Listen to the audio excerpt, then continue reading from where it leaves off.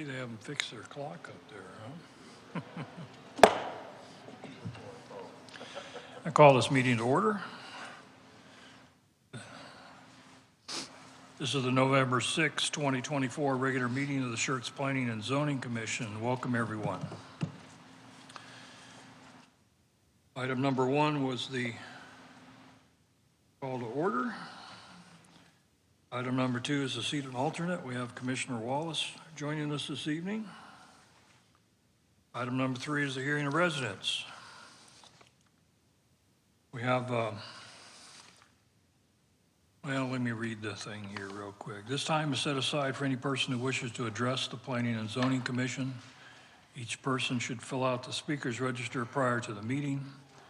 Presentation should be limited to no more than 3 minutes. Discussion by the commission of any item not on the agenda shall be limited to statements of specific factual information given in response to any inquiry, a recitation of existing policy in response to any inquiry, and or a proposal to place the item on a future agenda. The presiding officer, me, during the hearing of residents portion of this agenda will call on those persons who have signed up to speak in the order they have registered. So we have 3 people signed up, and it looks like they all want to talk about the public hearings. 1 or more of them. Okay. So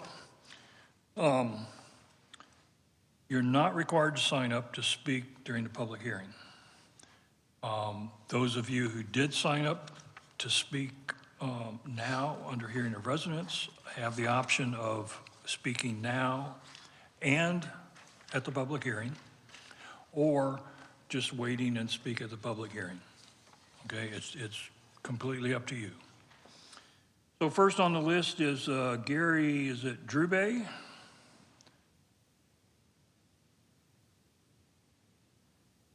Okay, well, let me make something clear here. So during the public hearing, you're only going to get 3 minutes. So if you think you need 6 minutes, talk now and then, okay?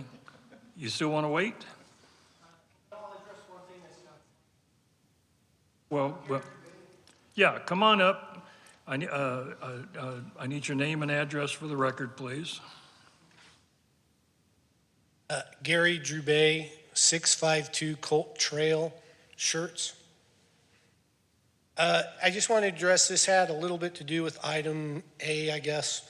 But what is kind of the plan for that road, Live Oak, that kind of comes to a dead end just after you cross Schertz Parkway going south? When most of the people in our neighborhood moved in, not surprisingly, they were kind of told that that road, that's as far as it would ever go. But we've heard that that's not the case. Is there somebody that could address that for us? Well, we'll see if we can get that addressed during the presentation of the public hearing. Okay. But I can tell you the long-term plan is for Live Oak to wrap around your subdivision and connect to Maskey Road. And it will be 2 lanes, similar to what it is? That I'm not sure how wide it'll be. Okay. Copy. Maybe we'll look at addressing that during the public hearing. And it doesn't have any funding at this time, so it's a long-term, okay. Yeah. Thank you. All right, let's see, we have, is it Rochelle Schrader? Okay. And Dale Hansen. Come on up, sir. Name and address if you would. Good evening, everybody. Oh, sorry. My name is Dale Hansen, 305 Coach Street. Actually, I don't know how to say the name of the street on which I live. It's spelled K-O-C-H. There's Coach, there's Koch, there's a wide variety of things. How do y'all pronounce it? I don't know. Coke. Yeah, intelligent people could disagree. We're right there with you. Anyway, so I mostly just have 2 points of inquiry, and something tells me that if a presentation is done, I'm sure that the esteemed planners will probably answer my question after that presentation is done. But I just wanted to know specifically one thing. I speak in reference to item number FPLZC 2024-0232. My point of inquiry is merely if these are presently zoned as general business, do they face any sort of constraint in selling those properties if they were to be rezoned, or would it be the same in terms of selling, buying those properties if they are rezoned as MSMU, as opposed to R2 and GB? That's just one point of inquiry I have. And the other point of inquiry I have is what consists of MSMU as opposed to just R2 or general business? What are the two differences in that? All right, we'll see if we can get that addressed during the staff presentation. Okay, thank you very much, appreciate it. You're welcome, sir, thank you.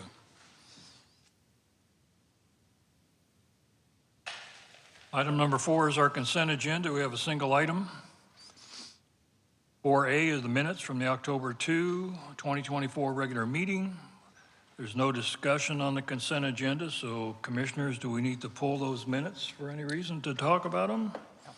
If not, can I have a motion to approve the consent agenda? So moved. Second. All right, I have a motion to approve from Commissioner Wallace and a second from Commissioner Bro. There is no discussion. Please record your vote.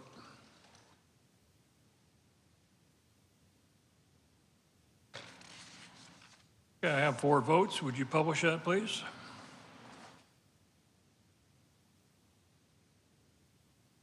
We have 4 ayes and none opposed. That motion passes. Thank you. All right, item number 5, public hearing, and we have 7 of those this evening. Thank you, staff. The Planning and Zoning Commission will hold a public hearing related to zone change requests, specific use permit requests, and Unified Development Code amendments within this agenda. The public hearing will be open to receive a report from staff, the applicant, the adjoining property owners affected by the applicant's request, and any other interested persons. Upon completion, the public hearing will be closed. The commission will discuss and consider the application and may request additional information from staff or the applicant if required. After deliberation, the commission is asked to consider and act upon the following requests and make a recommendation to the city council if necessary. So I want to stress that all we will do this evening is we will make a recommendation. City council has final approval of these items. So once again, kind of what I just read is I'll read each proposed item.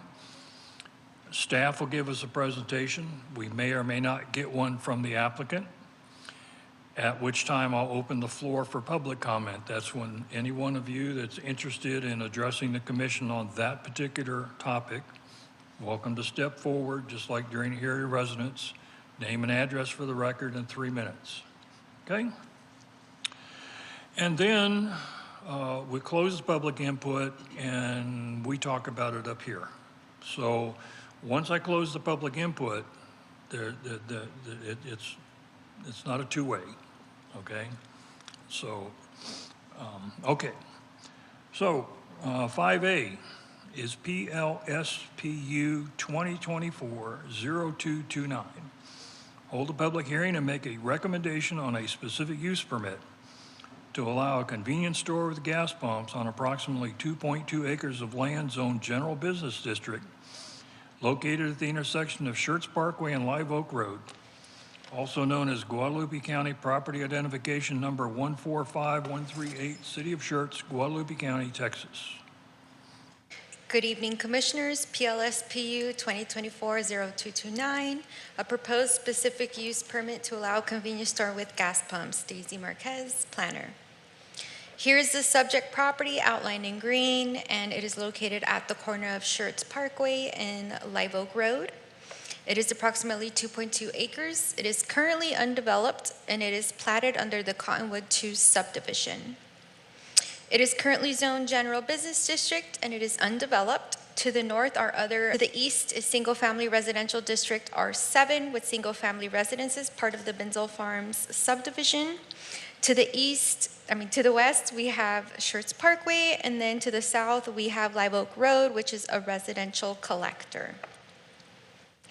So we sent out 16 public notices on October 22nd. We have 1 in favor, we have 0 neutral, and as of 6 p.m. today, we have 6 in opposition. And a public hearing notice will be published in the San Antonio Express before City Council, and 2 signs were placed by the applicant along Schertz Parkway and Live Oak Road. So as per UDC Section 2158, an approved specific use permit is required to allow convenience store with gas pumps in general business district. And the applicant is proposing a convenience store with gas pumps on approximately 2.2 acres of land that would be part of a larger proposed development as per the letter of intent.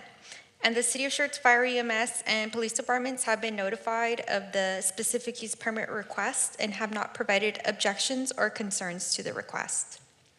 So here is an SUP exhibit. Again, this is conceptual. This was submitted by the applicant.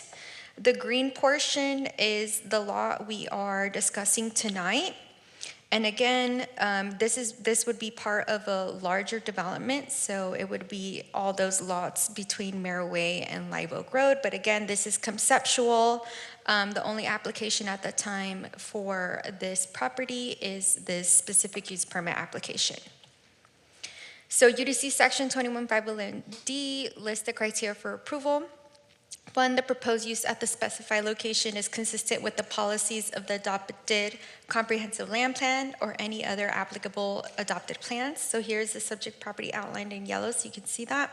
It is currently designated as local corridor in the comprehensive land use, future land use map. And local corridor is described as locally oriented commercial, consisting of conventional retail and entertainment areas that are of scale and intensity compatible with the surrounding residential neighborhoods, typically situated along medium to high volume collector roads. And a convenience store with gas pumps in general business district is not incompatible within the local corridor lines designation. However, the proposed specific use at the specified location is not compatible with the policies of the adopted comprehensive plan, as previous policy has set that gas pumps are not compatible with surrounding residential neighborhoods. 2, the proposed use is consistent with the general purpose and intent of the applicable zoning district regulations.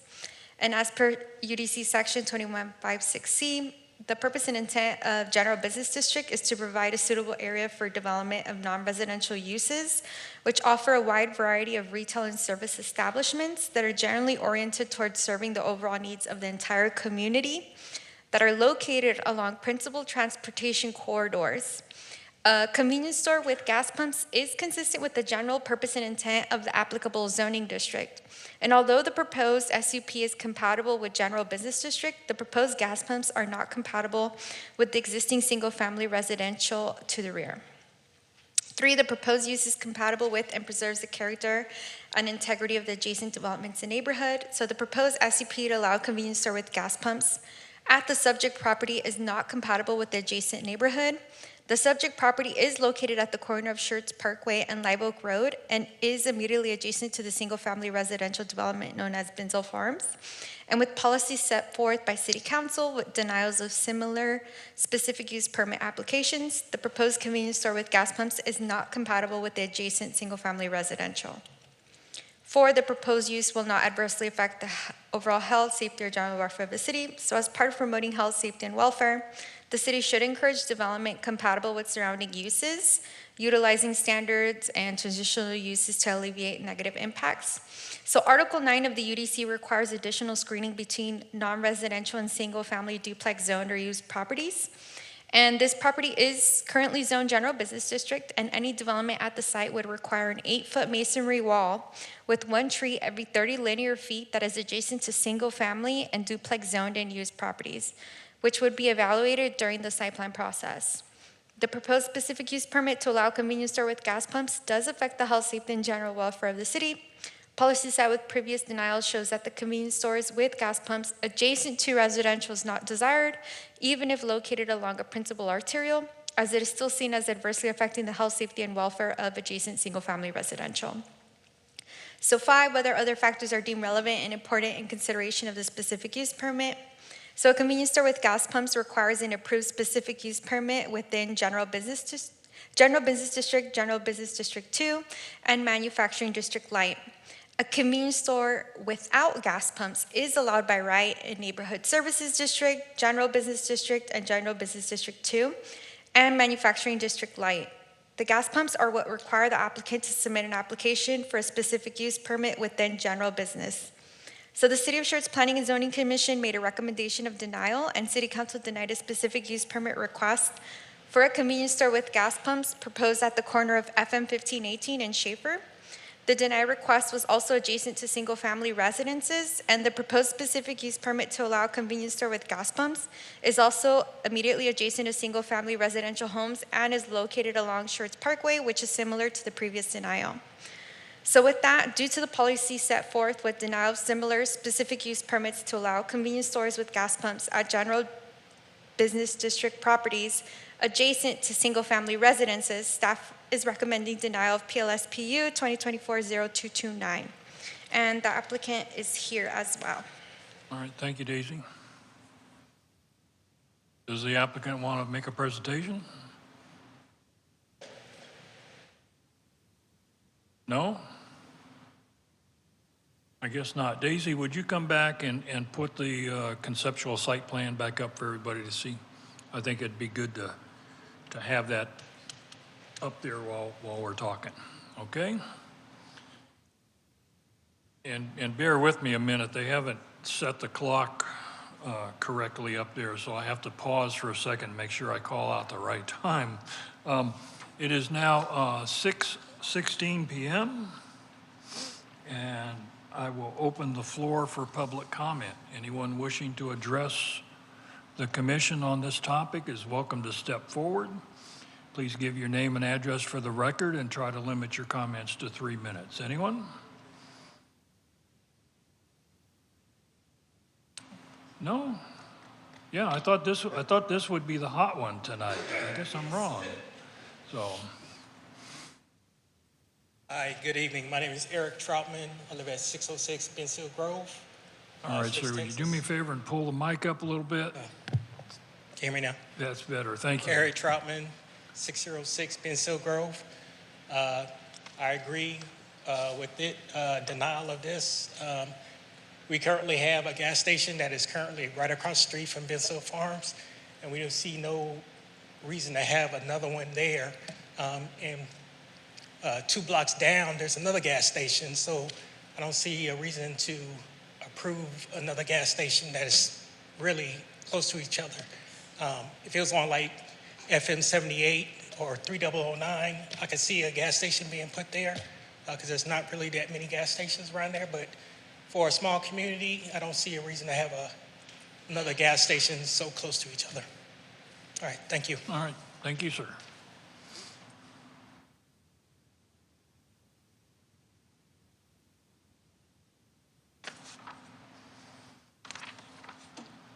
Council members, was up here earlier, Gary Drubay, 652 Colt Trail, Bensil Farms.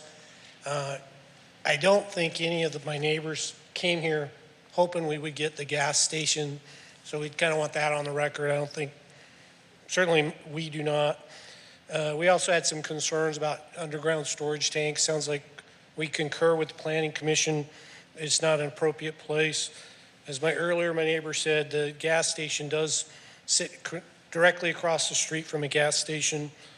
And there's some concern in our part that the entrances into Bensil Farms would probably become really convenient for people trying to maneuver into the gas station. So you would probably have a great deal of traffic trying to move through Bensil Farms to get into the gas station at different angles. And then finally, we were just concerned that the community, we kind of hate having to, voice concerns, but it seems like the overall concept, not necessarily a problem, and we all kind of moved in with that intent that there would be that type of work or that type of business. We didn't move in with the intent that there would be gas pumps. So we would like just register, we would not like that in our neighborhood. Thanks. You're welcome.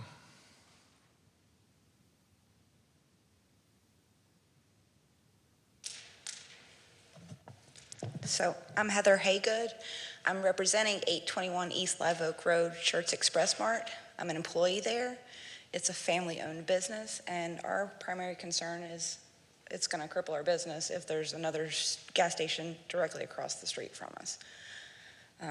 I personally work really hard to service this community every day, and I feel like we have a very loyal customer base, but I also am concerned that we would lose a lot of that business if we got a new store across the street.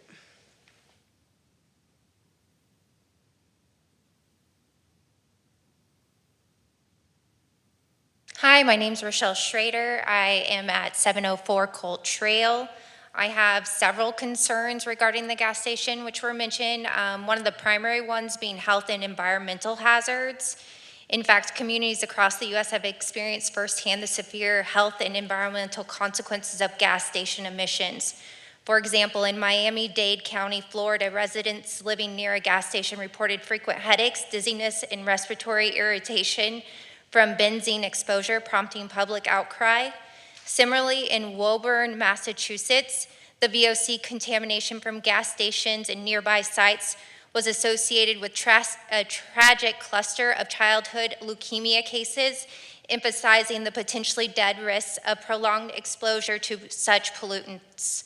And I have 2 children, and the last thing I would want is to move into a home that gave them cancer, and then I can't sell because I'm underwater, because the property value diminished, because right outside my back fence is a gas station. So now I can't even sell. I'm burdened with healthcare costs, and I don't think that's fair, nor something that should be implemented. Besides that, there are the safety risks, which he mentioned regarding the congestion of traffic and the road that they will more than likely utilize to get in there. And then it's right by a light. So when we're dealing with, morning traffic and evening traffic with the kids walking to school and everything, and that light being right by the gas station, you're going to see more accidents. We already see them by the gas station next door. And then again, the negative impact on property values. To give you an example, in Beverly Hills, California, the construction of a gas station near a high-value residential neighborhood led to a noticeable decrease in property demand and resale prices, as the constant noise, lighting, and increase in traffic discouraged potential buyers. This case underscores the financial impact gas stations can have on nearby homes, threatening property values for local residents and affecting their long-term investments. And then speaking of that, they put the gas station in, and their store overcomes it, and then they go vacant because they don't make money. Now we have a vacant gas station, and then all the loiters that are there, our neighborhood is not gated. And so we have the risk of safety, and now our kids can't play outside because of the other people in our neighborhood. That we moved into this neighborhood because it was only going to be 85 homes, a small, close-knit community. But now with that gas station, there's a potential threat of others invading our neighborhood. And then just the aesthetic and community concerns. Our neighborhood's a very nice neighborhood. I would venture to say no house is under $300,000. It just doesn't go with the aesthetic. It's not why we bought our homes in that area. And then there's a lot of different opportunities that would better serve the community in that area, whether it be, a doctor's office, a vet, a daycare. I think we all would get behind something like that, which would add positive value to our neighborhood. So in conclusion, due to substantial health, safety, environmental, and community risks, I respectfully request that the Planning and Zoning Commission reject the proposal to place a gas station on this property.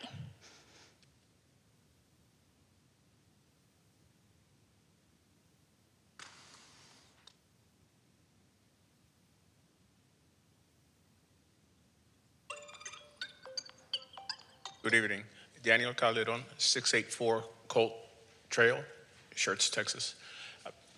Basically, I'd like to support what everybody has said. There's 2 gas stations nearby, so from the need standpoint, there's no need for a 3rd gas station within a 1-mile radius. And then on Highway 78, QT is building another gas station. The other thing is the issue with the property values. There's concerns for that. Thank you.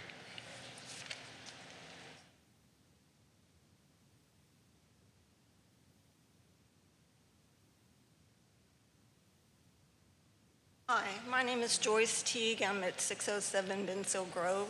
And I concur with my neighbors. It's a very small, tight-knit community. and I would be concerned about safety. We would have too many people coming through the neighborhood, and right now it is the 85 houses, and there's hardly any people coming in and out of there unless they live there. And also for light pollution, I would feel bad for those neighbors at the front of the neighborhood to deal with gas trucks coming and going in the middle of the night, and just the incoming people coming to a gas station. And then just for the safety, for our health, as she was saying, that, you know, if they had a fire, if they had an overflow of the gas or whatever else, that when we all bought in there, and we haven't been in there that many years, we didn't expect anything like this to come in, so I definitely do not want that in my neighborhood. Thank you.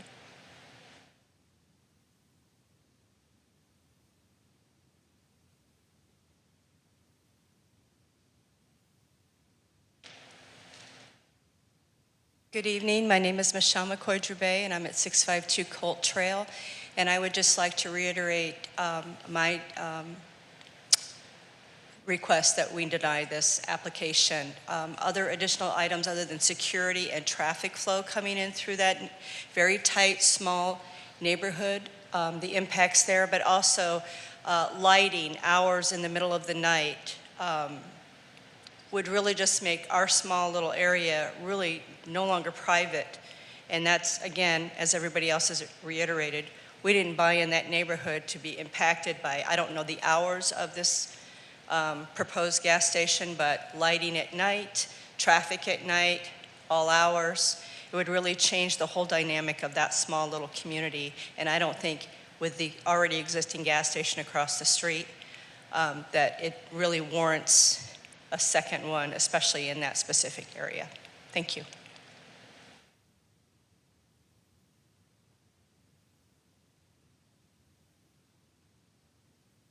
Anyone else?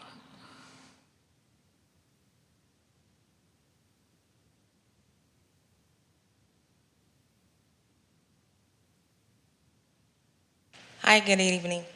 Yeah, Excuse me. you can just grab it and pull it. Pull the whole thing down. Yeah. There you go. Alrighty. My name is Linnea Troutman. I'm at 606 Bensill Grove. My husband and my neighbors pretty much said mostly of everything that I want to say, but I just want to reiterate that, again, we were kind of first in the neighborhood and we bought in that area because we like the area and the not too congested. So I am against this gas station and or convenience store. If it's just a convenience store as well, I would want to say I'm not for that either. Again, we have the gas station across the street. I walk there myself. Pleasant walk. I don't care to have, more noise, congestion, safety, even litter. Because if you notice, some areas when you have gas stations and or convenience stores, you have an influx of, litter and other congestion. So I just want to say that I'm against the gas station and or convenience store being put in that area.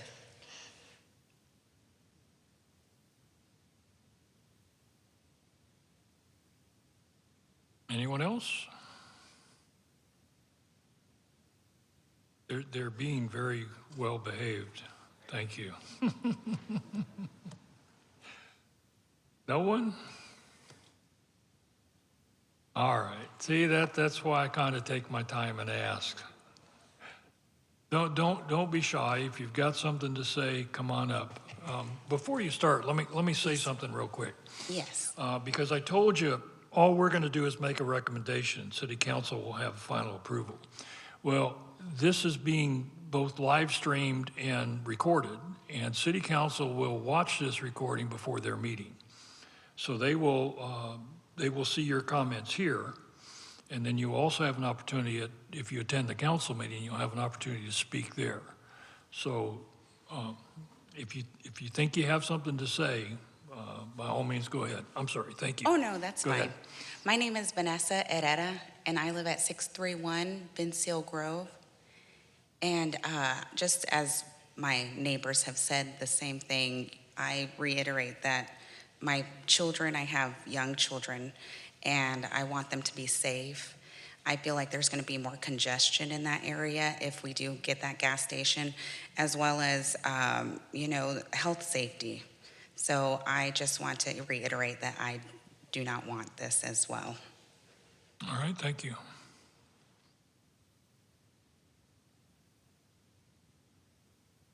Anyone else?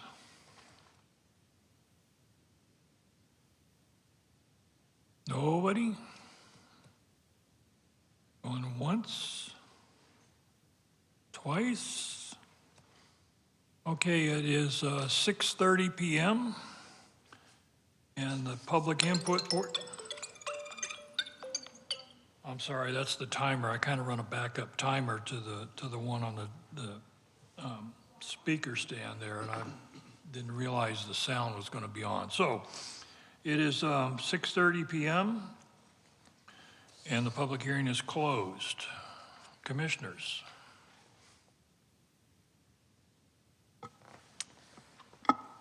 I can start if y'all, so, I think this comes back to the same issue I had with the last one, where just taking notes through most of the comment, a lot of it is about specifically this use. It's not necessarily opposition to something being built. It's really worried about the gas station and what it brings. So, I'm gonna be opposed to this.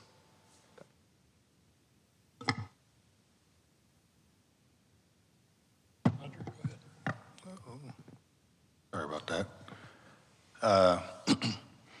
So I agree with my esteemed colleague regarding the specific use, right? And this came up before. And I think one of the things that we addressed when we discussed this issue over on 1518 was that, Schertz is a small community, and people move here for various different reasons. But the sense of community seems to be a common theme that I hear. And one of the things that we talked about when that came up was, so the vacant lots that are outside of any neighborhood, you can drive around the community and there are vacant lots outside of a lot of neighborhoods. One of the things that I think was mentioned that we encourage is for the citizens that live here to get actively engaged before something is dumped upon you that you don't necessarily want or desire to have outside your neighborhood, to actually be actively involved in who owns the property, what are the plans for the property, even making suggestions about what you'd like to see in and around your community that would help service the community and your needs. So I would just encourage you to be actively engaged in those conversations before any developer comes in and says that we want to make money, so therefore we want to put this thing here, whether you desire it or not. So I would just encourage you to do that, and thank you for the time. Do you have anything? I appreciate the comments from city staff and from the residents who are here. And on projects like this in the past, I've not supported them for the same reason the city states. If this would have approached us before Ben Seal Farms was built, I'd be all for it. But having Ben Seal Farms there in an established neighborhood that's been there for 3 or 4 years or more, I don't like the fact of putting excuse me, a gas station this close to an established neighborhood. So I'll stick with my opinion and voting in the past, and I won't support this one this evening. I did want to ask city staff, what is DFH Coventry? Is that the builder, or is that a company that buys homes for rent? Do you know? Anybody know? Okay, thank you. Are you going to address the other comments? Yes. Okay, I love that. Thank you. No, you know me, you're not getting off that easy. Slide number 8, please, if you would, in your presentation. There you go. So, what is that, paragraph 4? A convenience store with gas pumps in general business district is not incompatible with the local corridor land use designation. However, the proposed specific use at the specified location is not compatible with the policy's adopted comprehensive plan, as previous policy has set that gas pumps are not compatible with surrounding residential neighborhoods. Well, number one, I wanted to offer a critique of your wording. It would be much better to say rather than saying is not incompatible, say is compatible, okay? Unless you meant to say incompatible and the not snuck in there somewhere, I'm not sure. Saying. Slide number 11 addresses, you mentioned other denials. What, other than the one on 1518, have there been others? This was specifically referring to the one on 1518 Okay. Behind Willow Grove. Okay. I just wanted to make it known that my objection to the one on 1518 was the access to the property, being off the entrance to the residential subdivision, not the gas pumps per se. So let me, I jotted down a couple of questions from the residents, and let me address those. Certainly, a couple of you mentioned you don't need another gas station. I don't necessarily disagree with you, but the city doesn't regulate need. Those are business decisions, okay? And I frequently, I don't buy a lot of gas. One thing you folks have got going for you over here on the corner is you're a Valero station, and I'm a Valero customer, okay? I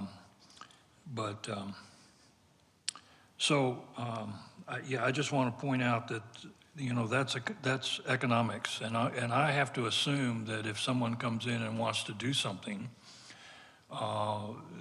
something in their market research has shown they can make it work. We had one a month or two ago where right next to a building that used to be a car wash, they want to build a car wash. And the building, in my mind, it made no sense, but apparently they have some market study that says there's a need for another car wash and they can make money. Addressing the underground storage tanks, I'm the retired fire marshal from here in Schertz. I spent 20 years doing that job, and among the many things I did were tank inspections on installation.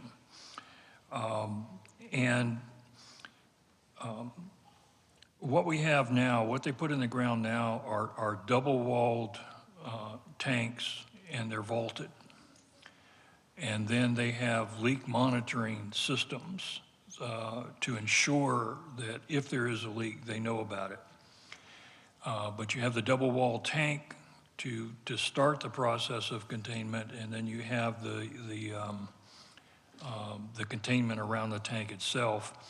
And those are tested before they're installed. There's a pressure test required to make sure that the tank is in fact intact and not leaking. Health and safety.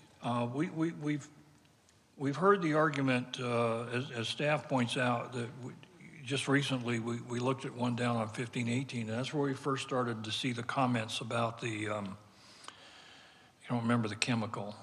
Benzene, okay. And I just don't know what to tell you about that. I don't want to say it's not true, but when I go to the gas station, I don't see any warning signs. And it could be that maybe the research is just behind and they haven't caught up yet. So that's kind of the one where, I kind of waffle on that one a little bit, but certainly nobody wants to put a cancer generator right in the middle of a community. And let me say, it's a I don't want to say it's unique, but what we're looking at is that entire property is zoned general business. And so within each zoning district, we have what's called by right. And there's a list of what you can build in general business without, you don't have to come in and get it rezoned. All you have to do basically is pull your building permits. So one of those by right uses is a convenience store, no gas pumps, which somebody didn't want.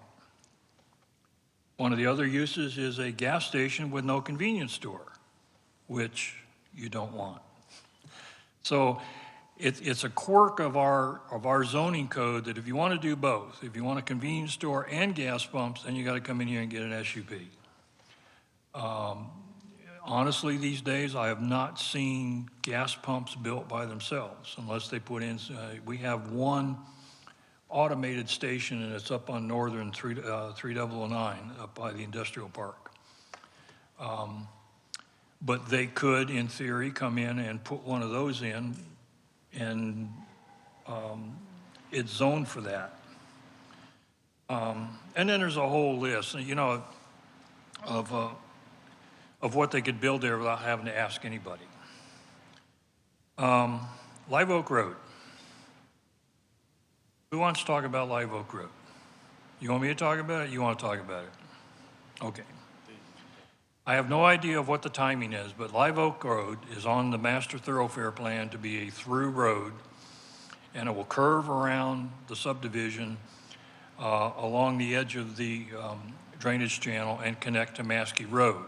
And it will then be a through street from 3009 across Schertz Parkway to Maskey Road down to FM 1518. When that's going to happen, typically the city would wait, the city wouldn't fund it. Basically, as development, as somebody comes on in to extend the subdivision, then they would also build the road. That's how it used to work. It's a little convoluted now since the legislature has changed some of the rules. We can't require them to do that anymore, okay? But that, I want to tell you, that's the long-range goal, is that Live Oak Road will be a through street.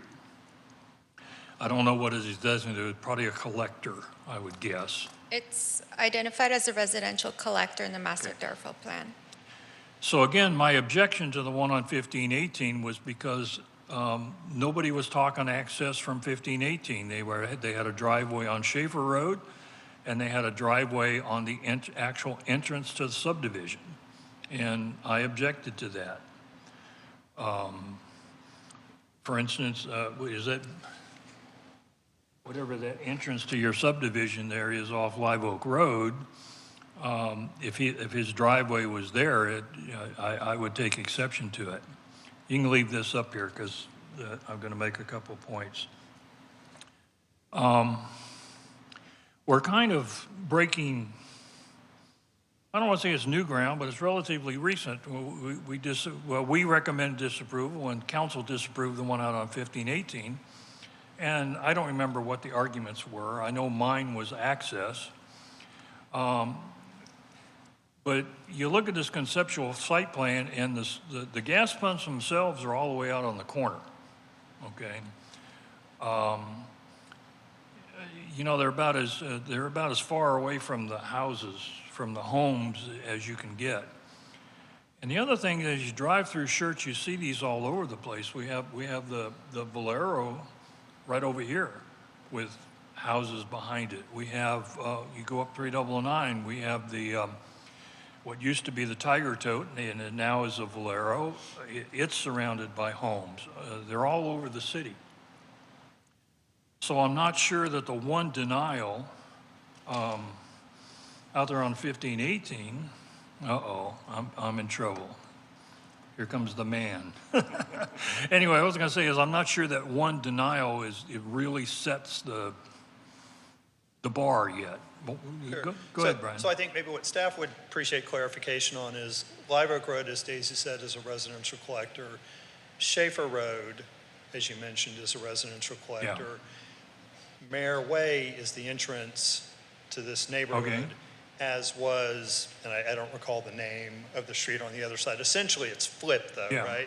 Collector north, residential street. So maybe it would be helpful for staff for you to articulate how the access on this is different than that access that, again, other than the drive directly onto Schertz Parkway, the concern from residents in both cases is accessing the entrance to their neighborhood street and then a residential collector that runs on the side. In my mind, Brian, the difference is, let's liken, I live right on a corner on Savannah Drive, and I think that's a collector. I don't think that's, okay. The difference being out on 1518, Live Oak Road is not the entrance to Benzal Farms. It provides access to Benzal Farms. Right, Live Oak is like Schaefer, both residential collectors, of which access is provided to the neighborhood. And that's why I see this one being a little bit different than the one I looked at out there, okay? And I'm sorry, just tell me, clarify. Live Oak is a residential collector. Schaefer is a residential collector. Both Live Oak and Schaefer provide a point of entrance into the neighborhood. Right.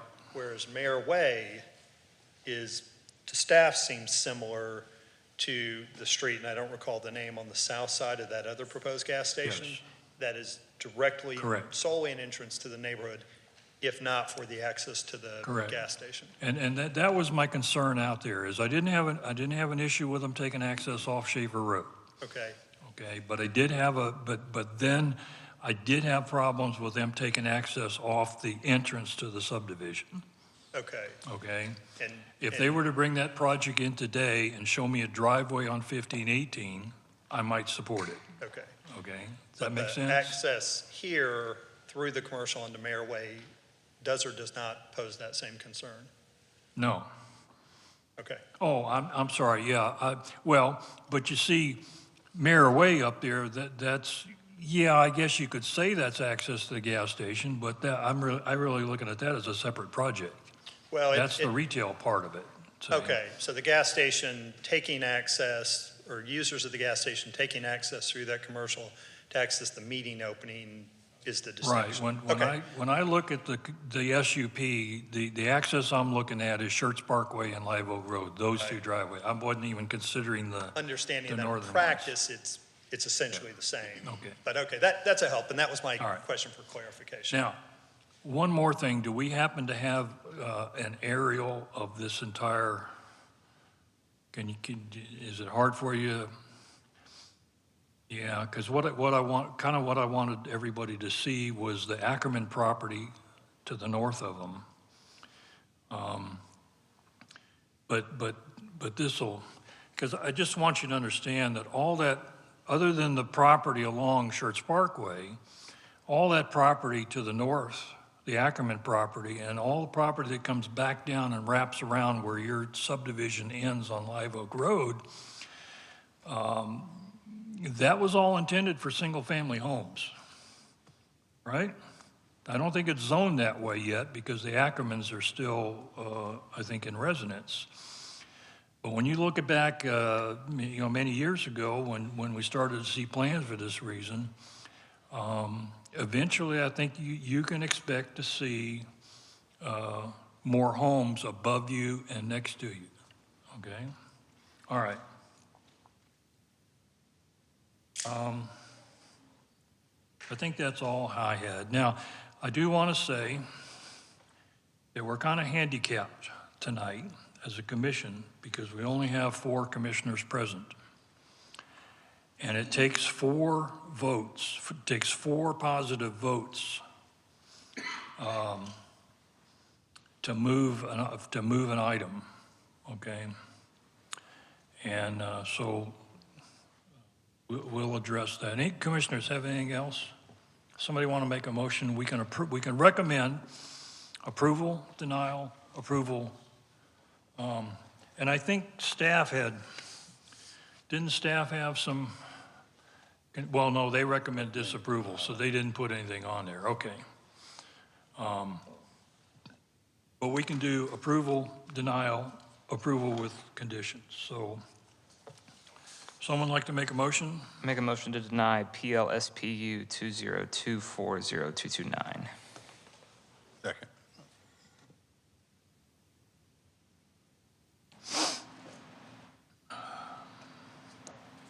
I'm sorry, my mind is not all here tonight, I don't think. Okay. So we have a motion from Commissioner Wallace and a second from Commissioner Hector to recommend denial of PLSPU 2024-0229. Apparently from, yeah, I always get nervous when he walks up here. Okay. If I may, and again, perhaps in light of the prior discussion, Yeah. staff always looks to understand the reason as we misunderstood Right. the distinction you made in access. If we could get a reason for the denial, that would be helpful for staff in moving forward and making recommendations consistent with your. So, Can you help him out with that, Commissioner Wallace? absolutely. So my logic behind this is, you have a lot of people who are coming out for one specific request or one specific land use. If you look at the full list of general business, I'm not opposed to the commercial zoning. I think it's appropriate along Schertz Parkway. If we were talking about that, that would be a totally different thing. But we're talking about one specific use out of that whole list. And you have a decent chunk of the neighborhood who are coming out in opposition. And that's kind of where I sit with this is Okay. you have people who clearly don't want one specific thing. And so, it's not necessarily an opposition to business. It's an opposition to, I would not like a gas station with a convenience store near my house. I understand. That's where I'm at. Commissioner Hector, you want to add anything to that? So I agree with that, and I am also in favor of, I think, a more intentional use of the general business that doesn't also, I think, unnecessarily expose our residents when we don't need to, right? And so I think with the number of gas stations being built around the community, to put one right there, I just don't think is a good use for the residents. Thank you. Any further, Commissioner Bro, you want to get? Yeah, I just have a comment. My house currently has vacant property behind it. And so it's too late now for the residents that live in Bensil Farms, but whenever there's vacant property near your house, specifically behind your property, you should be cautious. And you should not believe everything a realtor or a developer tells you about what's planned or not planned for behind your property. But that lot is zoned general business. And if you haven't, I would suggest that you go into the Unified Development Code on the city website, and it's in chapter or section 2158, and you can find a complete list of what is and is not allowed in a general business zoning area. So convenience store or the gas pump is not the worst thing, but that's what's on the agenda for tonight. So suggest, if you haven't already, take a look at that and see what else can be built behind your residence. Yeah. And I just want to reiterate, regarding the vacant property in and around your residential community, I was faced with that years ago. I've been in Schertz a long time. And when I went to check to see what the plans were for the property, because I would not have wanted a gas station right there outside my community, did find out that they were planning to put a school there. I wouldn't have voted for that either, but it was much better than having a gas station there right next to the residential community. And actually the school turned out to be not that bad after all. Just have to leave earlier for work. Anyone else? All right, hearing none, please record your vote. And again, an aye vote, a yes vote is to recommend denial.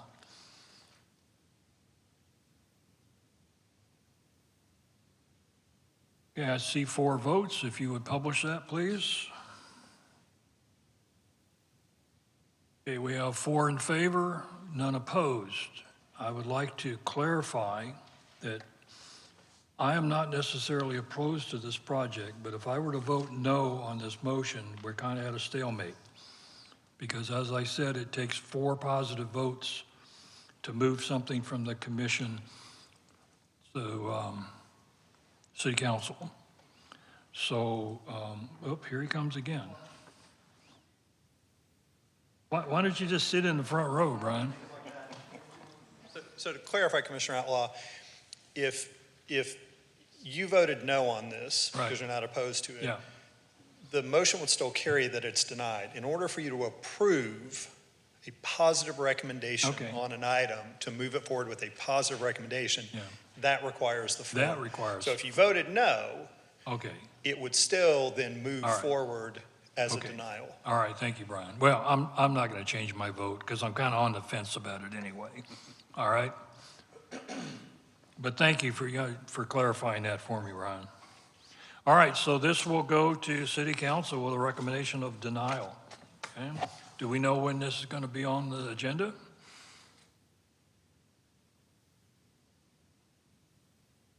So next month's council is odd, and it's going to be on the 1st December council meeting. All right. December 3rd. December 3rd. And so once again, if you want to come out to the council meeting, you'll have an opportunity to voice your comments again. All right? Okay. Moving right along here then, 6B. ELZC 2024-0242. And thank you all for coming. Okay. I got to get back on the right one here. PLZC 2024-0242. Hold a public hearing and make a recommendation on a request to rezone approximately 19.94 acres of land from General Business District, Agricultural District, and Pre-Development District to Apartment/Multi-Family District R4, more specifically known as 5524 Eckert Road, also known as Comal County Property Identification Numbers 75449 and 78233, City of Schertz, Comal County, Texas. Thank you, Commissioners. PLZC 2024-0242, Samuel Haas, Senior Planner. So get our bearings here. This is the property location here. It's outlined in green. Right here we see Eckerd Road. This is I-35. And just these little houses you see here are going to be the Cypress Point subdivision. Property is approximately 19.94 acres. October 25th, 16 public hearing notices were sent out. So far we've received 1 in opposition. 1 sign was also placed on the property. Per the applicant letter of intent, they are proposing to rezone portions of their property to Apartment Multifamily District R4. To the north, we have General Business District, which is undeveloped. To the south, we have General Business and Agricultural Development. Currently, it's rural residence ag use. To the east, we have General Business, which is being used as commercial and residential. And then to the west, we have Eckerd Road. So when evaluating these zone change requests, the staff uses section 2154D criteria for approval. Number 1, whether the proposed zone change implements the policies of the adopted comprehensive land plan or any other applicable adopted plans. So the comprehensive plan does designate this area as regional corridor. That designation is intended to provide commercial entertainment areas, and there is provisions within that designations for larger multifamily complexes as well. So this does conform to the comprehensive plan. Number 2, whether the proposed zone change promotes the health, safety, and general welfare of the city. So as part of promoting the health, safety, and general welfare of the city, proposals should generally align with the UDC. The UDC was recently amended on October 22nd with City Council's approval of Ordinance 24S-156. This new text in the UDC explicitly states that R4 districts shall not be located in areas where they would increase traffic with access through single-family neighborhoods and shall be located adjacent to arterial streets. Eckerd Road currently is classified as a collector. For this reason, this does not match the UDC and thus does not promote the health, safety, and general welfare. Number 3, whether the uses permitted in the proposed zone change will be consistent and appropriate with existing uses in the immediate area. The R4 uses are consistent and appropriate with the immediate area, given that it is largely undeveloped and residential. And number 4, whether other factors are deemed relevant and important in the consideration of this amendment. So City Council has consistently expressed concerns over street infrastructure capacity and added vehicle traffic from multifamily developments. Specifically, Eckerd Road serves both the Cypress Point subdivision and the Parkland subdivision, and the added traffic from a high-density multifamily development in combination with these subdivisions would create the very situation that City Council has expressed concern over. Staff has considered these expressed concerns and determined that a multifamily development on Eckerd Road would not be appropriate at this time. So while it does conform to the comprehensive plan and the land uses are consistent, the R4 district does not meet the requirements of the UC and is not adjacent to an arterial street. Staff is recommending denial of PLZC 2024-0242. And I believe the applicant is here. Yes. I would like to say something.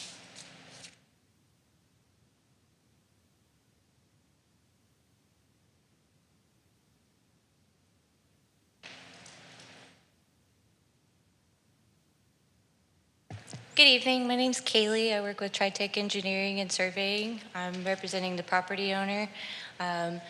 One of the items that we wanted to talk on is that we do agree that Eckerd Road does need to be improved in order to adequately serve a multifamily development along that road.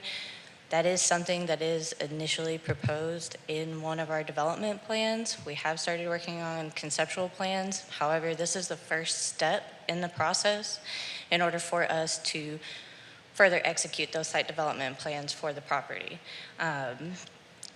One of the things that is required that we generally do is a traffic impact analysis, which will basically show how we are going to impact that roadway. We are working through that with our engineer currently. They are proposing more of individual structure, townhome style apartments, not multi-story, large density apartment complex. I have a copy of the proposed plat with me as well. Currently, we cannot get that reviewed because we have to go through the zoning on the property at this time. The proposed plat does show that we are dedicating a 10-foot right-of-way on our property to be able to expand Eckerd Road. I also have a letter of commitment from the property owner stating that they are agreeable to contribute to the improvements along Eckerd Road at the time of development. And if you guys have any questions, I'm definitely here to help. All right, thank you. Yes, sir. I'd like to chime in just a little bit. So, Okay. My name's Kathy. I am with the developer. The property at hand, it's got 3 different zonings, guys, and no matter what, Eckerd Road has to be eventually addressed. It's rough. It needs to be taken care of. We completely understand that. We're also looking at putting a development in that's going to service more of doctors, nurses, military coming in. It's going to be a rental community. It's single story for the most part. If it goes into a 2-story, it's supposed to be like a townhome. We're not wanting to create a 3-4 apartment complex or anything like that. It's just to get a little bit on a higher level, but entry level in a sense of a living situation for people when they're coming into San Antonio. I mean, we're developing crazy across 35, and this would service a lot of people who are moving here that need short-term, 6 months to a year kind of living. So, thank you. All right, thank you.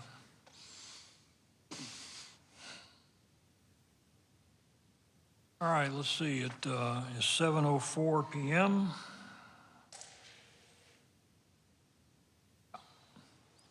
at this time, I'll open the floor for public comment. Anyone wishing to address the commission on this topic is welcome to step forward. If you do so, please start with your name and address for the record. Try to limit your comments to 3 minutes.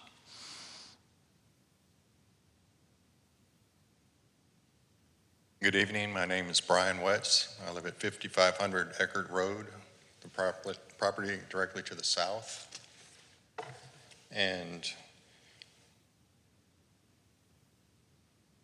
short term, I didn't know what was going to go in there, but the short term lease doesn't sound appealing to anyone that lives in the area, I wouldn't think. But my general concern is I have an easement that runs the full length of Eckerd Road, a 20-foot easement for my utilities. They should not be allowed to build across my utility easement. That would just do undue burden to me if I ever had a leak. I'm gonna have to dig up, paving, streets, sidewalks. You know, that's not acceptable to me to be exposed to that kind of undue burden. All right, thank you, sir. Yes, sir. Thank you. Anyone else?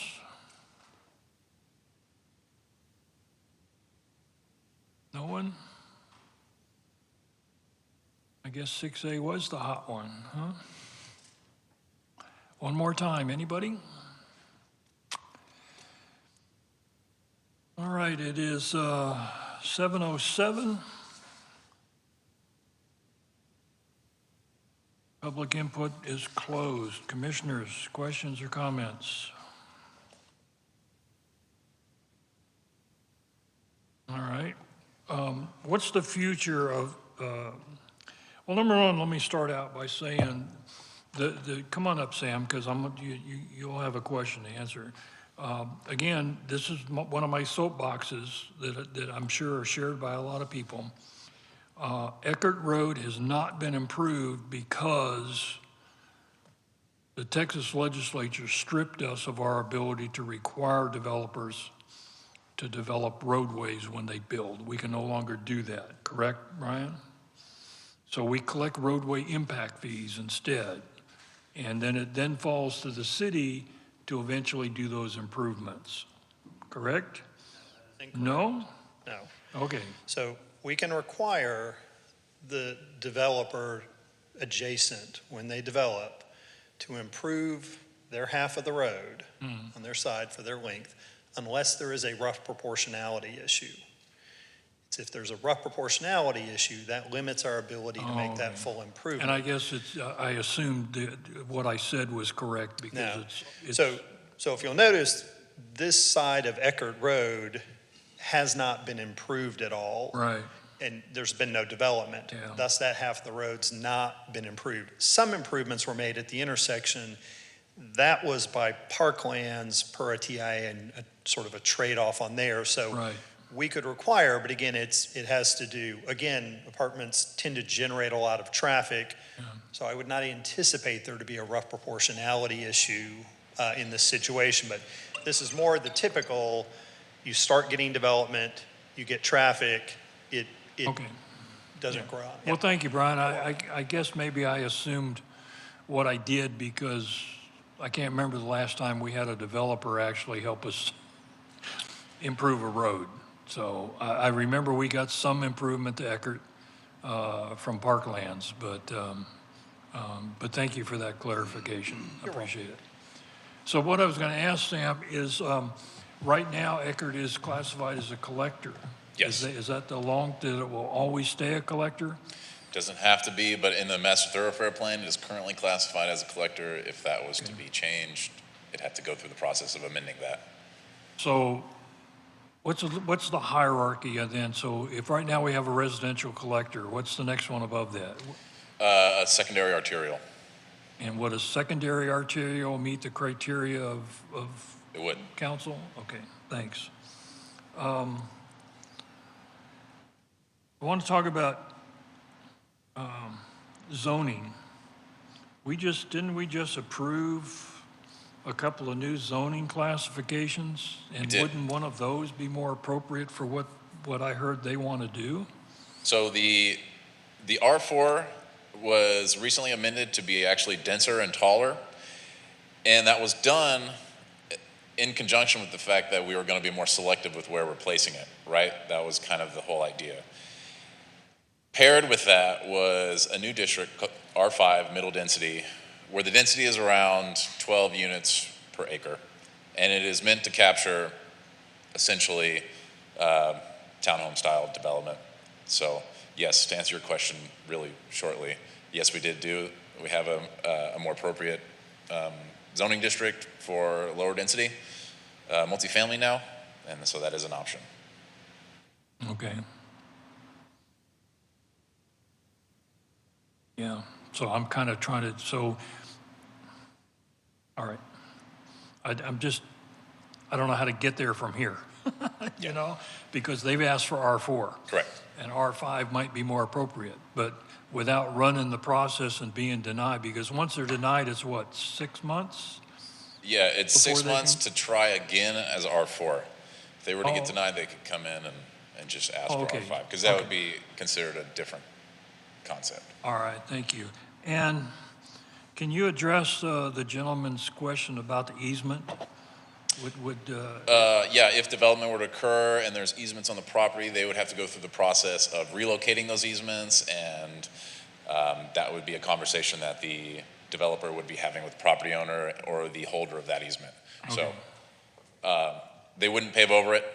You know, the easement's there. There would be a process in place to where to make sure that the services that he has provided would be protected. Okay. Anyone have anything else? Clayton? Yeah, so if we were to say,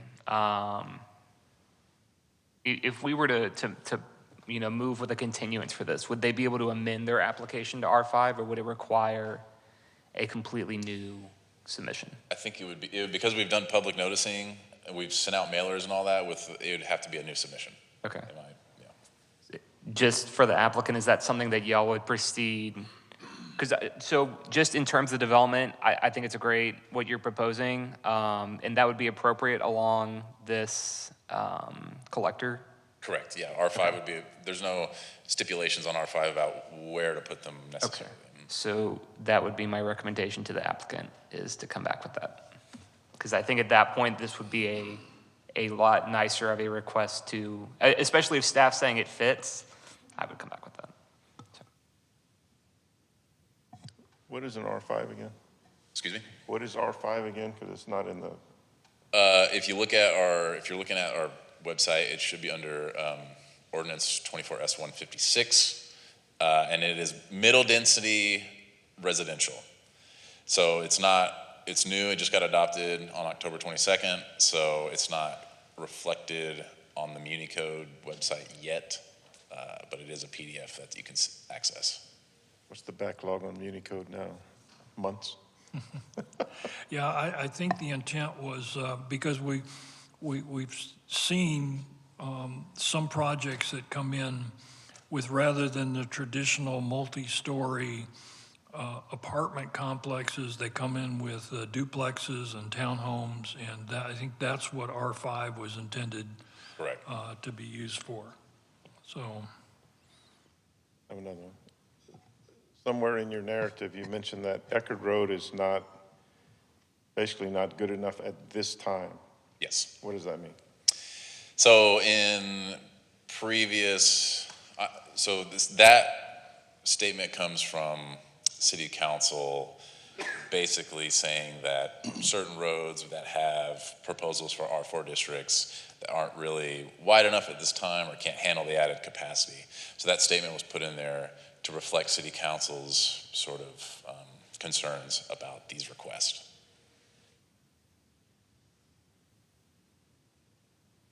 So how can Eckerd Road is a mess. I don't like going down there. So what is the mechanism for making Eckerd Road a better road? Are we going to wait for a developer, or are we going to wait for the city to do it, or? We're going to wear you out tonight, what's going to happen? Your point was to the classification. Correct. In part, right? And so I think Sam's point was it's per what we amended the code to say. It's not ultimately going to be a big enough, wide enough road with enough capacity to warrant having R4 type Correct. development. Even with the master thoroughfare plan designates it as a residential collector. That's right. Unless we update the master thoroughfare plan. So you could update the master thoroughfare plan, or council could, make it an arterial, right? We could acquire additional right-of-way, and then, per our policy, it would be appropriate for this zoning adjacent to it. If your point is the current state of repair of the road and pavement width is not sufficient for the traffic that's out there even today, we don't disagree with you.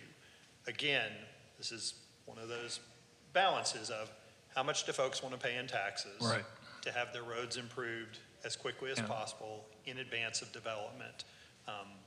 Yes, I only asked the question about Eckert because if in the future it was going to be designated an arterial, it would, in my mind, would impact this case. But the fact that right now, without specific action, it's going to stay a collector. That's all I wanted to know. That's right. Yeah, I mean, the issue we have in part is, as we have development happen further out from existing development. Right. Right? Yeah. When I can appreciate folks getting out there and saying, I'm here, I want this road improved to the same standard as Schertz Parkway out here. I'm not sure that's viable under our current system. Maybe the same way they would say, I want to have the same fire response time as if I bought off Woodland Oaks. What is the designation of Schertz Parkway? Is that a I believe that is a principal arterial. principal arterial? Okay. Richard, do you have anything else? I'm sorry, I kind of cut in on you there. No. Roderick, did you have something? Yeah, so I got the point that that council had an opinion about this. I guess my question, and maybe it's rhetorical, but so where is it appropriate for R4 in the community, right? And I think this goes to conversations we've had in the past about what do we want Schertz to look like ultimately, right? What housing do we want to offer? Where should it be? If we know that there are roads that exist that doesn't support R4, why do we even go through that process of having someone bring forward that, right? Unless there is a commitment to repair the roads or to make it appropriate. And I guess I wish there was some way to be intentional. Well, let me jump in here, Emily, and I would say staff doesn't have the authority. They don't to approve or disapprove. So the applicant brought in an application. They don't have the authority to say no. Fair enough. Yeah. I get that point. I think still the onus and the question is incumbent upon the leadership within the city to say, what ultimately we want the city to look like and, what things would have to be done in order to support that, right? Whether it's updating the master thoroughfare plan, the comp plan. Here comes, I appreciate that because Emily was going to come up. If I may, Commissioner Hector, just as a reminder, this body recommended approval of the ordinance change that stipulated to council. You were recommending to council that you should not allow R4 off a road unless it's an arterial. Okay. So that was a recommendation of this body. So the leadership, which includes the Planning and Zoning Commission, recommended this change that I've not heard anyone say is being misapplied in this circumstance as recommended by staff to say this should be denied. It, in fact, I think the staff seems fairly cut and dry. What was recommended by staff based on prior recommendations of P&Z and council, the ordinance change that was recommended approval by P&Z, and the ordinance change that was approved by council, to us fairly clearly says this should be denied because it's not off an arterial. Now again, if it's solely because the road classification and not the land uses in the area, then I would encourage you to recommend we have a workshop discussion on that. I think staff's concern would be, are we going to open up literally every time somebody comes in with an R4 zoning that the policy really is in these sorts of areas with the land use and the road network support, you don't do it, that we should consider a thoroughfare plan amendment, then we probably need to go back and talk about what it is we want as a planned community. Because I think from a staff perspective, I'm surprised there's this much discussion on this one as opposed to fairly clearly, we, within the last 3 months, recommended a code change to say we should deny these types of requests on this type of road. Well, Ryan, let me say this about that. That was, that word change from should to shall was one little detail buried in that amendment to the UDC. I would, and you know, I messed up, okay, because I didn't read the red lines. I depended on the staff briefing when we went through this, and they may have said it and I didn't hear it. I'd have to go back and watch the thing, but you're absolutely correct. And I was going to point that out after, but I don't like cutting these guys off, but you're absolutely right. And I know Clayton has something to say, but the bottom line is, being a code enforcement official for a good chunk of my life, okay, there are different ways to say something. Should and may are not mandatory. When you use the word shall, that means you do it. You don't have any choice, okay? So yes, there's a lot of chatter going on up here, but I was asking questions like if Eckert Road in the near future or even in the distant future was going to be an arterial, it might have a different bearing. But yeah, I think our hands are tied. The City Council, the UDC says R4 shall be on an arterial. So I don't think... So if I may offer this, you certainly have the ability to say, and this I think is the way this works. It's in an ideal world, when we pass a policy or an ordinance, you know, it'd be great if we could all, and this is staff, this is PNZ, this is council, this is citizens, this is property owners, this is developers, could envision how that is going to play out. And it's not always possible to, right? And so it's possible that even with all the thought and consideration, something is passed and it manifests itself in a different way or a way that we didn't understood. Yeah. That's all perfectly reasonable. Right.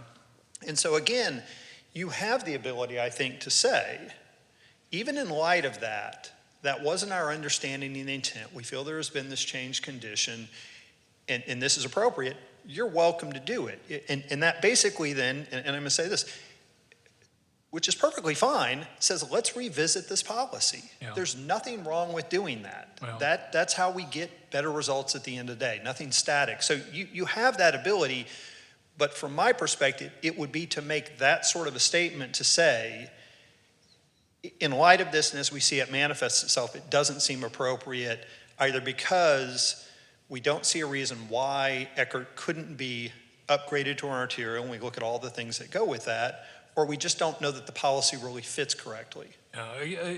Again, part of the problem, and I'll just come right out and say it, is this city, and I understand taxes and all that, but go drive around Williamson County, go drive around the rural areas around Georgetown and Round Rock, and you see these gorgeous 5-lane parkways in the middle of nowhere.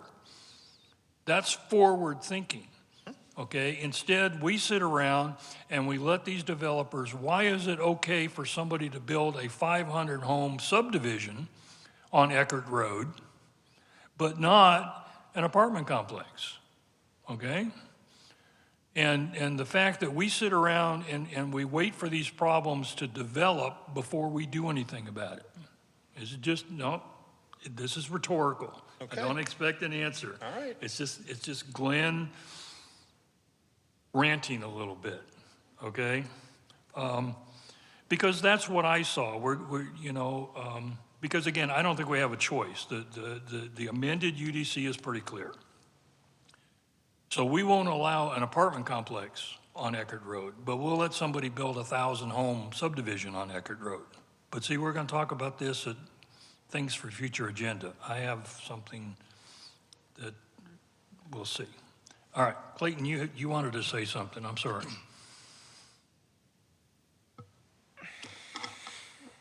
Yes? I don't think I do at this point. I mean, I was just going to reiterate my point that, you know, we keep talking about should we do this, should we do that? And to Brian's point, I don't think we should change the policy. I think there's a better zoning type that's more appropriate for this. Yeah. That would match the density that they're wanting to do.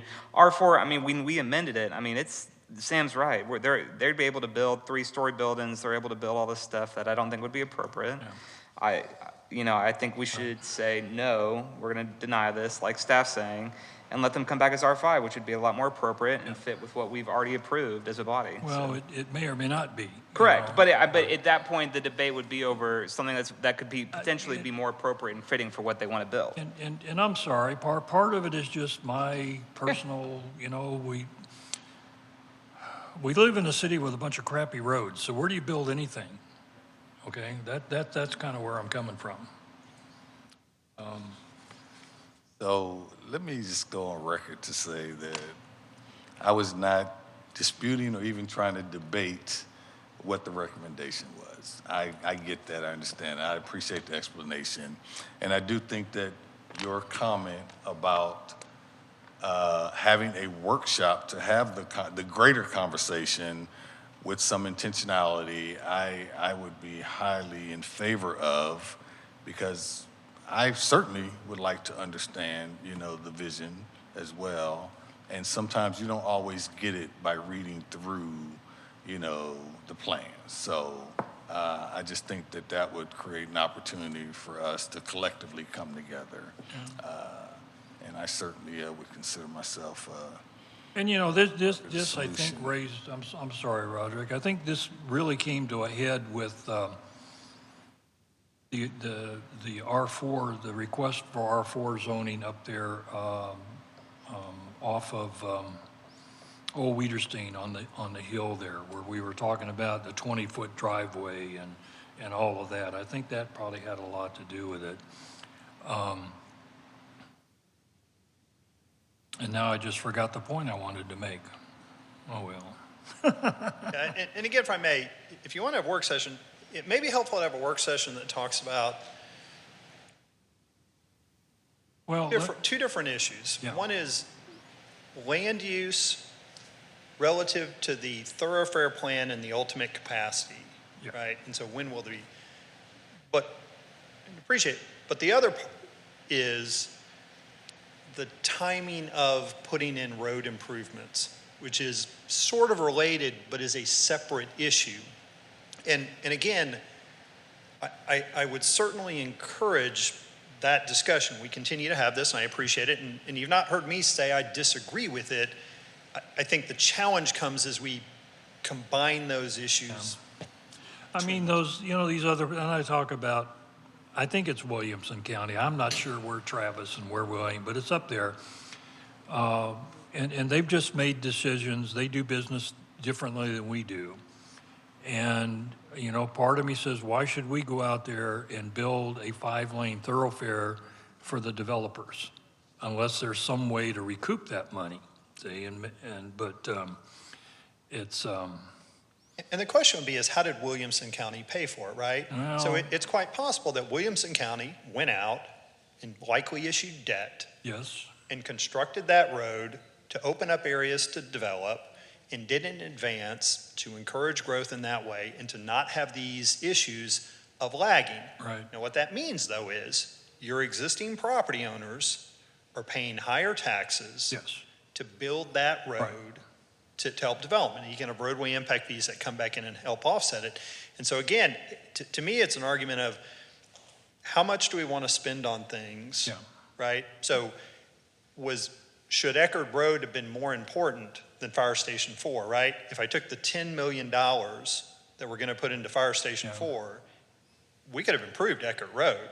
But that was not the decision that was made. Yeah. We could raise the tax rate to issue another $10 million in debt to build Eckerd Road. You want the retired assistant fire chief's opinion? Yeah, you should save your money because I see absolutely no reason for Station 4 being where it is. There you go. Okay? But you see my point? And so I think. No, I understand, Yeah. Brian, and you know, I've lived in Schertz a long time. And our philosophy, well, I say our, city council, even though it's, you know, council members have come and gone, the general consensus has always been they want to keep property taxes as low as possible. I get that, okay? And it's just, again, as I said, part of me, you know, why should we go out there and you know, and turn Eckerd into a 4-lane just so the developers can benefit from it, you know? I really think, and honestly, it's not something that we can solve locally.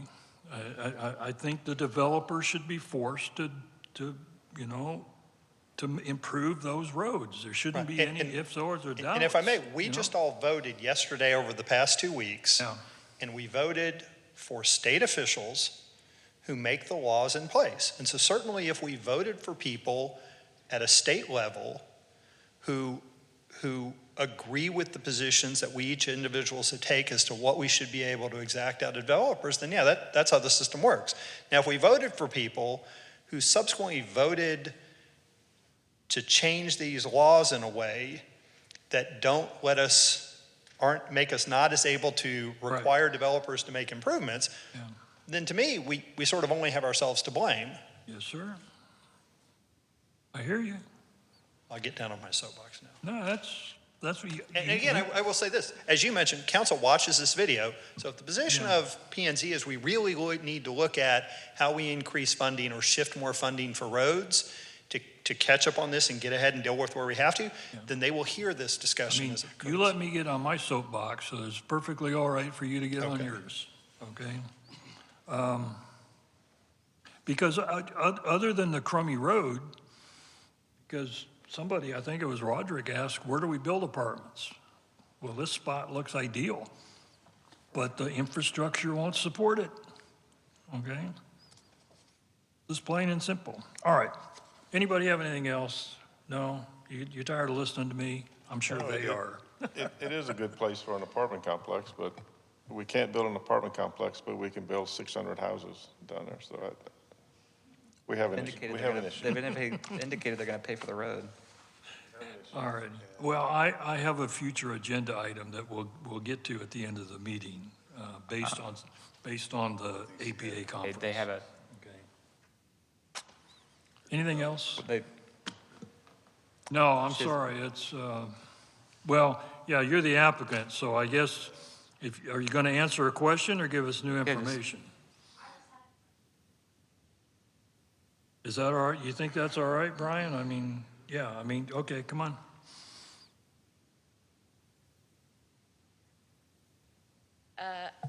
R5 was not an option whenever we initially submitted this application.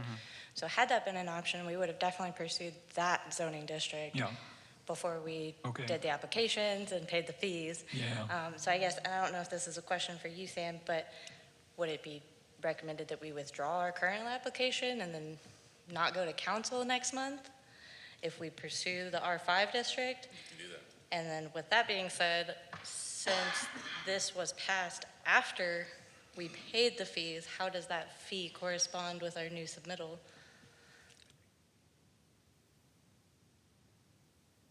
Okay. I'd definitely be happy to know that because we did not have R5 as an option. We understand the concern with the improvements. That's why we did do the letter of commitment. We've talked about it with our engineer.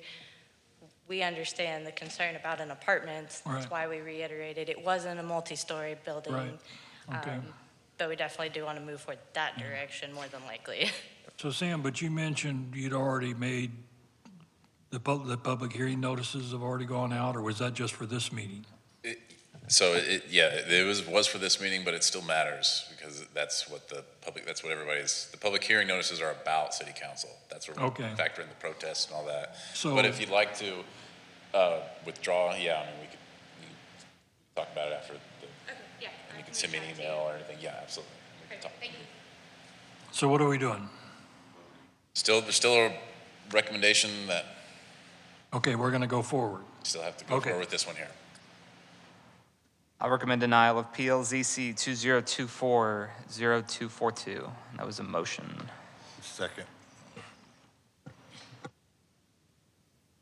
All right, I have a motion and a second to recommend denial of PLZC 2024-0242. Any further discussion? Again, a yes vote is to recommend denial. Please record your votes.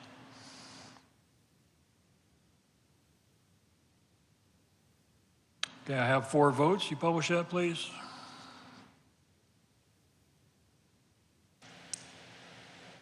All right, we have 4 in favor, none approved, so that will go forward to City Council as a recommendation for denial. Staff need anything else? You think you got a pretty good hand on it? Okay.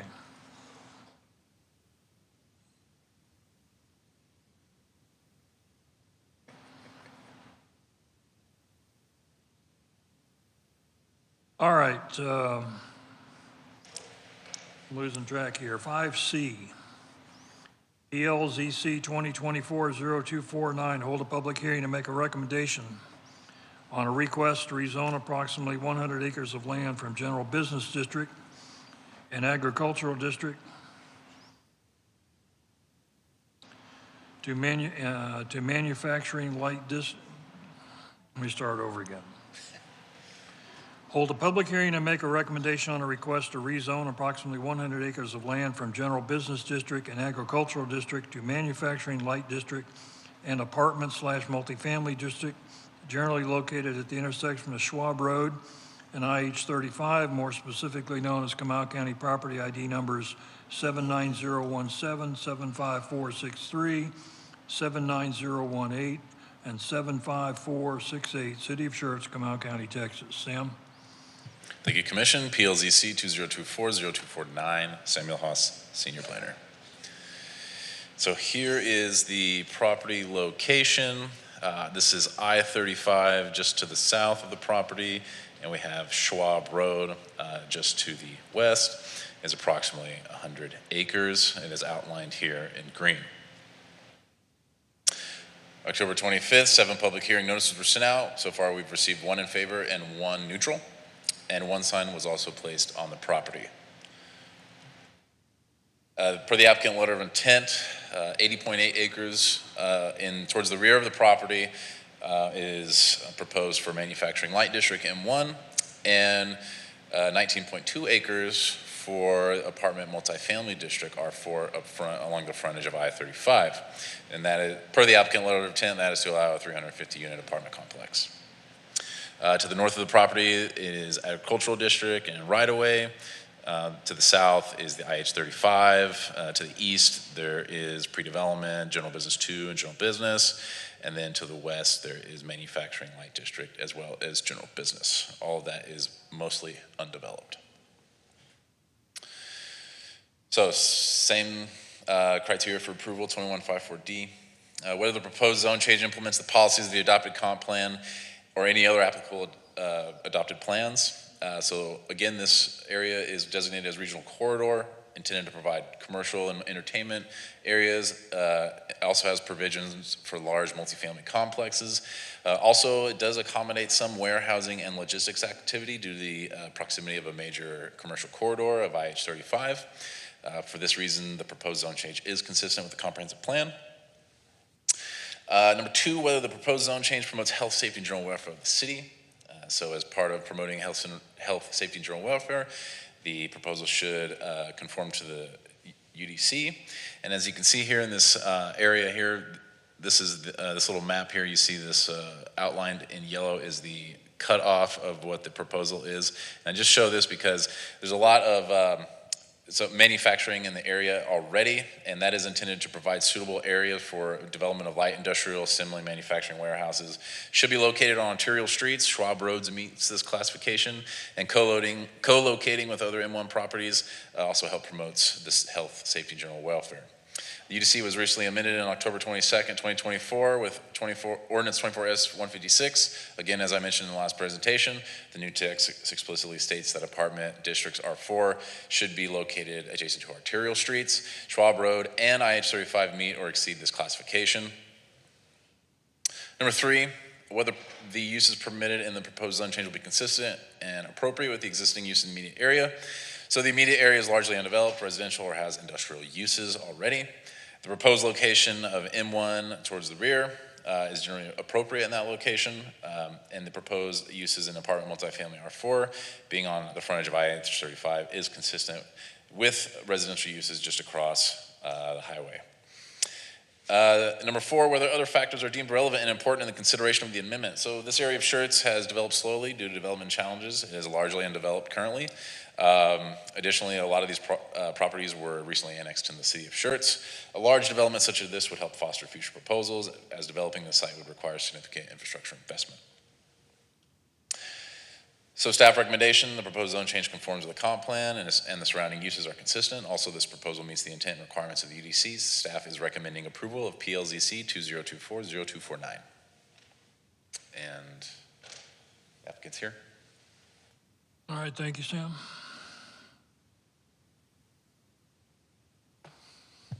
Good evening, Paul Landa with MTR Engineers. A familiar face, welcome. Thank you, sir. Nice seeing you again. As I was stating, Paul Landa, 12770 Cimarron Path, Suite 100, San Antonio, Texas, 78249. I'm here on behalf of the applicant. The applicant is proposing a multi-use development out here with light industrial, some general business, and multifamily. That is pretty much consistent with the comp plan, and so we would enjoy your support, and I'm available for any questions. All right, thank you. It is 7:42. I'll open the floor for public comment. Anyone wishing to address the commission on this topic is welcome to step forward. Nobody? No one? You sure? Okay. It is 7:43, and the public input is closed. Commissioners?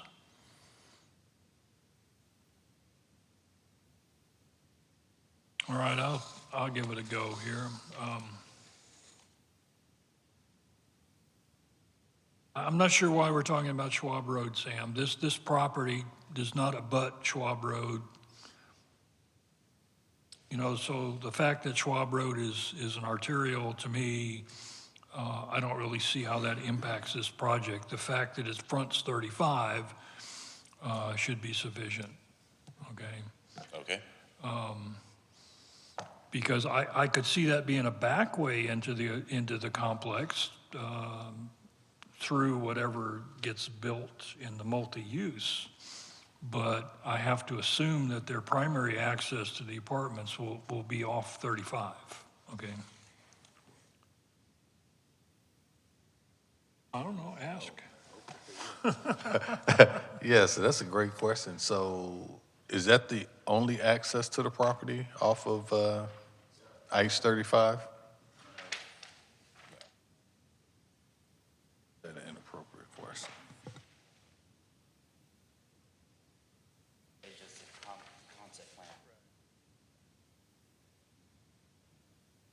So Comal County is working on an alignment study for effectively Schwab Road, and I forget what they call it in their plan, outer loop. The various alignments that we've seen of that would move Schwab Road over adjacent to the property. Okay. The same property owner is buying all of this and has talked about how they access Schwab Road either way. And so thus the Schwab Road comment is in part because likely Schwab Road will be realigned generally in some form over here based on that. Well, that's good to know, because that would certainly give them access rather than Schwab having to come Road as down to well. the turnaround, yeah. Yep. Okay, well, thank you. Appreciate that. I'm just saying that council says arterial, and we're sitting right on 35, so. Right. What the heck? Well,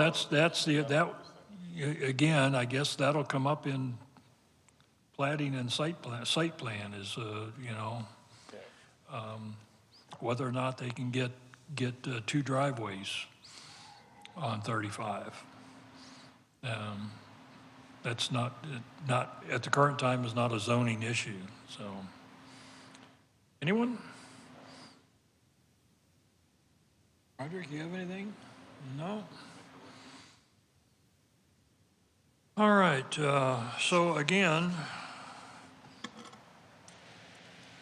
this is a recommendation to City Council. We can recommend approval, denial, or approval with conditions. Would someone like to make a motion? Yeah, I make a motion to recommend approval of PLZC 2024-0249. Second. Oh, sorry. Clayton? Yeah, you got it. Okay, I have a motion and a second to recommend approval of PLZC 2024-04. PLZC 2024-0249. Any further discussion? If not, please record your vote.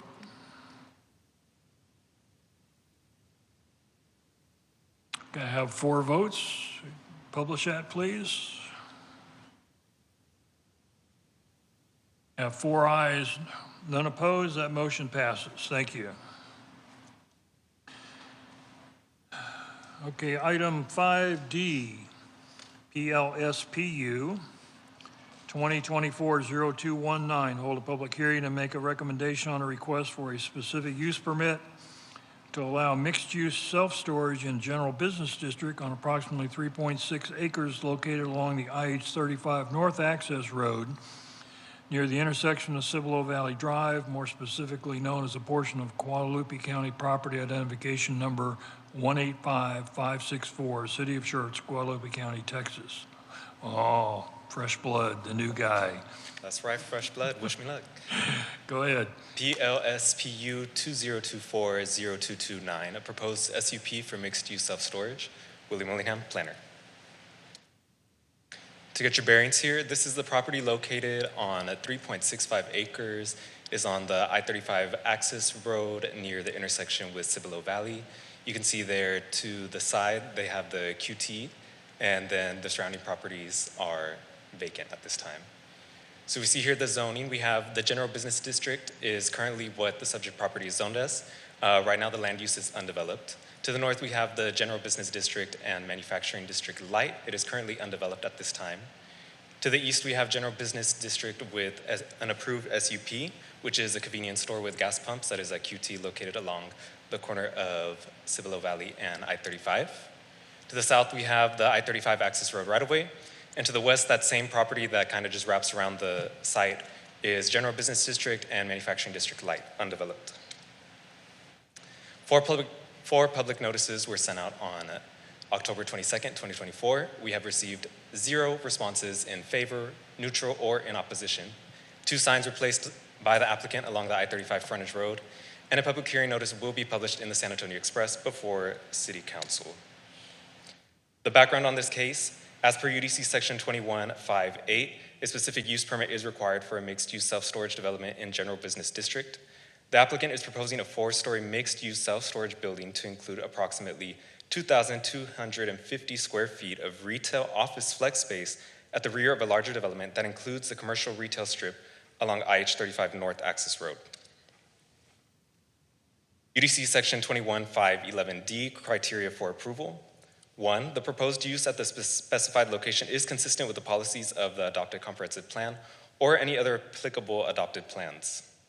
The proposed specific use for a mixed-use self-storage is consistent with the policies of the adopted comprehensive plan.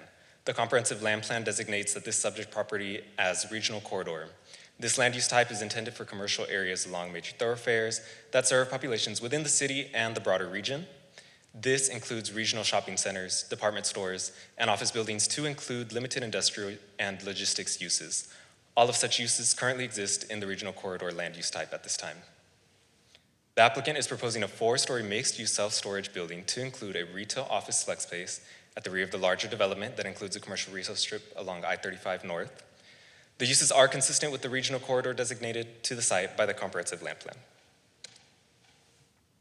2, the proposed use is consistent with the general purpose and intent of the applicable zoning district regulations. The current zoning of the site as general business district is intended to provide suitable areas for the development of non-residential uses which offer a wide variety of retail services establishments that are generally oriented towards serving the overall needs of the entire community. These businesses are usually located along appropriately designed and attractively landscaped sites along principal transportation corridors. The proposed specific use permit allows a mixed-use self-storage, allows for retail and offices on the first floor of a multi-level enclosed storage facility located along I-35 Access Road, and this is consistent with the general business district. 3, the proposed use is compatible with and preserves the character and integrity of adjacent developments and neighborhoods. The subject property is surrounded by other general business district properties and is compatible with the surrounding properties. To the east of the subject property exists a QT zone general business with an approved SUP for a convenience store with gas pumps, while approximately 140 feet west of the property exists the electrical substation. The parcel of land to the north and west of this property is zoned as Manufacturing District Light, further north from the I-35 frontage. 4, the proposed use will not adversely affect the overall health, safety, or general welfare of the city. As part of promoting health, safety, and welfare, the city should encourage the development of compatible uses, surrounding uses, utilizing standards, and traditional uses to alleviate negative impacts. Due to the existing general business district zoning of the surrounding properties and the location of subject property on I-35, the proposed specific use permit to allow mixed-use self-storage in a general business district would not pose adverse impact on adjacent properties. The City of Schertz Fire, EMS, and police departments have been notified of the specific use permit and have not provided any objections. 5, whether other factors are deemed relevant and important in the consideration of the specific use permit. Staff has ensured that all UDC requirements have been met for the proposed SUP. The public hearing and Planning and Zoning Commission discussion is an environment where the Planning and Zoning Commission can discuss other criteria relevant to the consideration of the specific use permit. So our recommendation, staff recommends approval of PLSPU 2024-0219, the specific use permit to allow mixed-use self-storage at the subject property, conditioned upon the following. 1, a building permit is approved within 2 years of the adoption of the SUP ordinance in accordance with the Unified Development Code Article 5, Section 21.5.11F, expiration of specific use permit. And 2, 20% of the usable square footage of the first floor of the proposed mixed-use self-storage building be for office, service, or retail space, and separate from the individual units for rent or lease. And we just have noted here that after discussion with the applicant, staff has amended the recommendation to decrease from 25% to 20% of the usable square footage as initially noted in the staff report. And the applicant, I believe, is here. They have the presentation.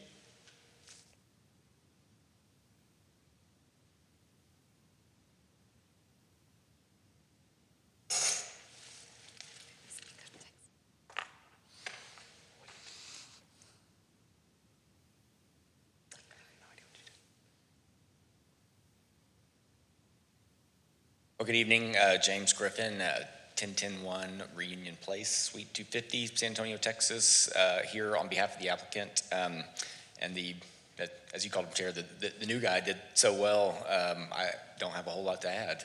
He really covered it all, but I'll flip through this very briefly. Of course, happy to answer any questions. As you heard, we're on the other side of 35 here, not much around us. Other than the new QT right there on the corner, which doesn't even show up on the aerial there, kind of the edge of town in terms of zoning. This is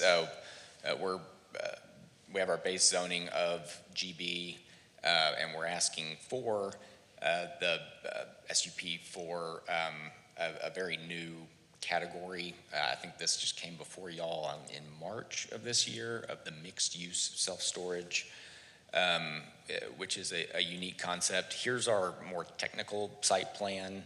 It's an odd-shaped property, given how we kind of wrap around the new QT gas station. We'll be building, extending Four Oaks in the back there, which you can probably see a little better in the next picture here. Although one thing to point out on this site plan, that's a large overhead electric line cutting through the kind of front corner of the property there, which really, further squeezes us in on this site. Here's a more illustrative site plan. Will be nicely landscaped up front, have a one-story multi-tenant commercial retail building up front, and then that mixed-use self-storage in the back. It does have the flex spaces and the office kind of retail component on the first floor to create that mixed-use building that meets the intent of the new use category.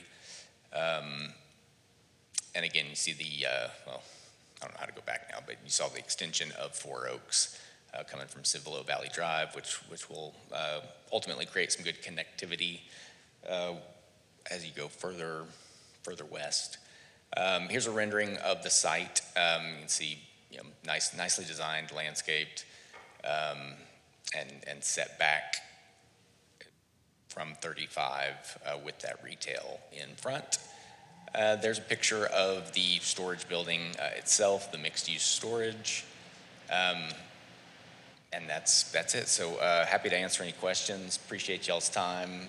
We are certainly in agreement and supportive of the conditions presented by staff, and respectfully ask for your support as well. Again, happy to answer any questions. We have Scott Haney with Key Storage, who's the developer and operator, if you have any questions for him as well. So thank y'all so much. All right, thank you. Okay, it is 7:57. I'll open the floor for public comment. Anyone wishing to address the commission on this topic is welcome to step forward. Another stampede, right? Yeah, no, I can't stop asking. Nobody? All right, it is 7:58, and public input is closed. Commissioners?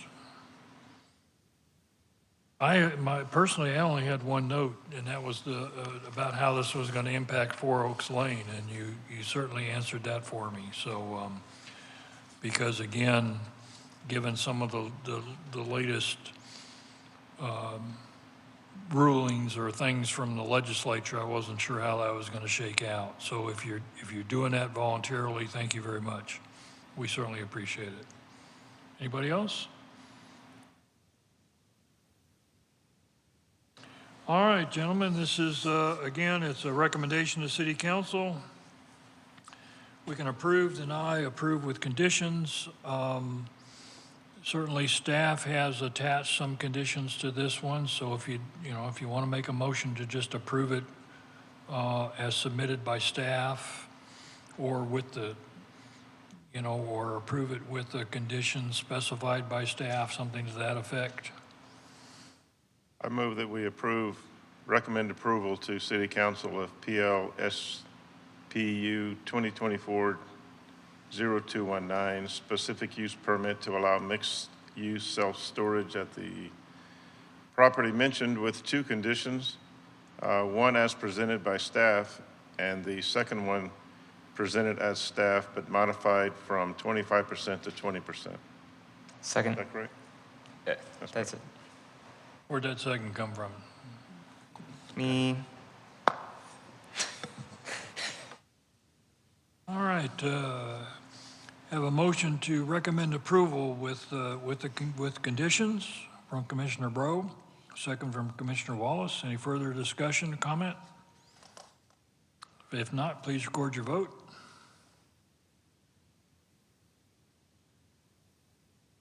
I see 4 votes. Would you publish that, please? We have 4 ayes, none opposed, so we'll recommend approval to City Council.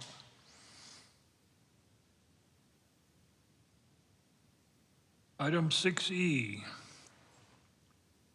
ELZC 2024-0255, hold a public hearing and make a recommendation on a request to rezone approximately 0.23 acres of land from General Business District to Main Street Mixed Use District, more specifically known as 702 Main Street, also known as Guadalupe County Property ID number 21458, City of Schertz, Guadalupe County, Texas. And Sam, if you could, I don't know what, I'm kind of getting ahead here, but if you can find, or in your presentation, kind of tell us what MSMU is all about. Sure. All right, thanks. Go ahead.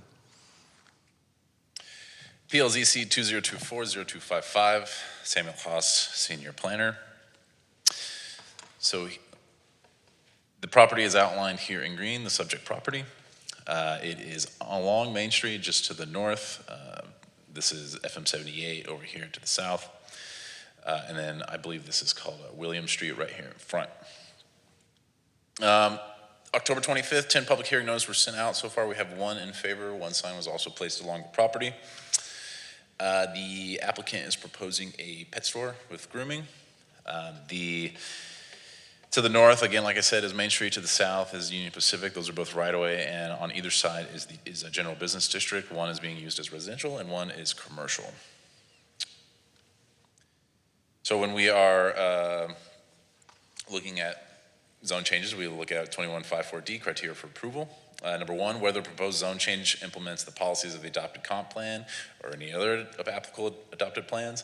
So the comprehensive plan designates this area as Main Street, which is a special district or designation that is intended to be a mix of residential, commercial, and cultural uses strategically designated to create a pedestrian-friendly urban core. The rezone of this property aligns with those goals and the comp plan. Number 2, whether the proposed change promotes health, safety, and general welfare of the city. Staff has determined that this proposed zone change will not adversely affect the safety and health of the city. Additionally, as part of promoting the general welfare, it is good practice to encourage cohesive districts with zoning and land uses that are consistent with the surrounding area. Main Street Corridor is a mixed-use area with a variety of commercial and residential uses. The zone change request does promote the general welfare by creating that cohesiveness. Number 3, whether the uses permitted by the zone change will be consistent and appropriate with existing uses in the immediate area. The Main Street mixed-use district permits a wide variety of uses, from less intense commercial to single-family detached residences, and this matches what is currently in the immediate area of the property. Whether other factors are deemed relevant and important in the consideration of the amendment. So Main Street is the historical, geographical, and cultural heart of Schertz. The corridor sits in a flood zone and presents challenges for development. Due to this, the city has adopted a lot of policies and made efforts to incentivize development along Main Street, such as local flavor grants and waiving development application fees. And the city is currently in the design phase for reconstructing Main Street thoroughfare itself. This rezone application builds on these current and previous efforts to create a vibrant Main Street district for residents and visitors alike. And I'll just do the recommendation first, and then I'll go into So the proposed zone change does conform to the comp plan, and surrounding land uses are consistent. The Main Street mixed-use district is uniquely appropriate for Main Street.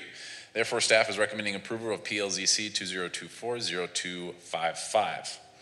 So I'll go back real quick to Main Street mixed use, and I believe it was Mr. Hanson that had a couple questions here. So his first question was about what are the constraints of selling a GB district, and really staff can't really comment on the real estate challenges, but I can speak to what the difference is between Main Street mixed use and GB and R2, what you see presently along this corridor. So Main Street mixed use is a true mixed use district. There are you can do commercial and or residential uses within that district, ranging from multifamily to single family. Single family is permitted as well. The commercial uses that are permitted are typically a little bit less intensive than what you'd see in GB. So for instance, in general business district, you can do alcohol package sales, basically a liquor store. You can't do that in the Main Street mixed use. You could do a department store in GB, but you can't do that in Main Street. You could do a hotel in general business, but you can't do that in Main Street. Laundromat, for example. So the more intensive uses that you'd see maybe along IH-35 or FM 3009, those are not permitted within Main Street, some of those anyway. So it's a little less intense, and it's meant to be more of a, like in the presentation it said, a walkable sort of commercial environment. Also within Main Street mixed use, and before I get into that, I should mention that in R2 is only single family subdivision, so you can only have a single family residence in R2. So so Main Street has a little bit more even residential permitted uses.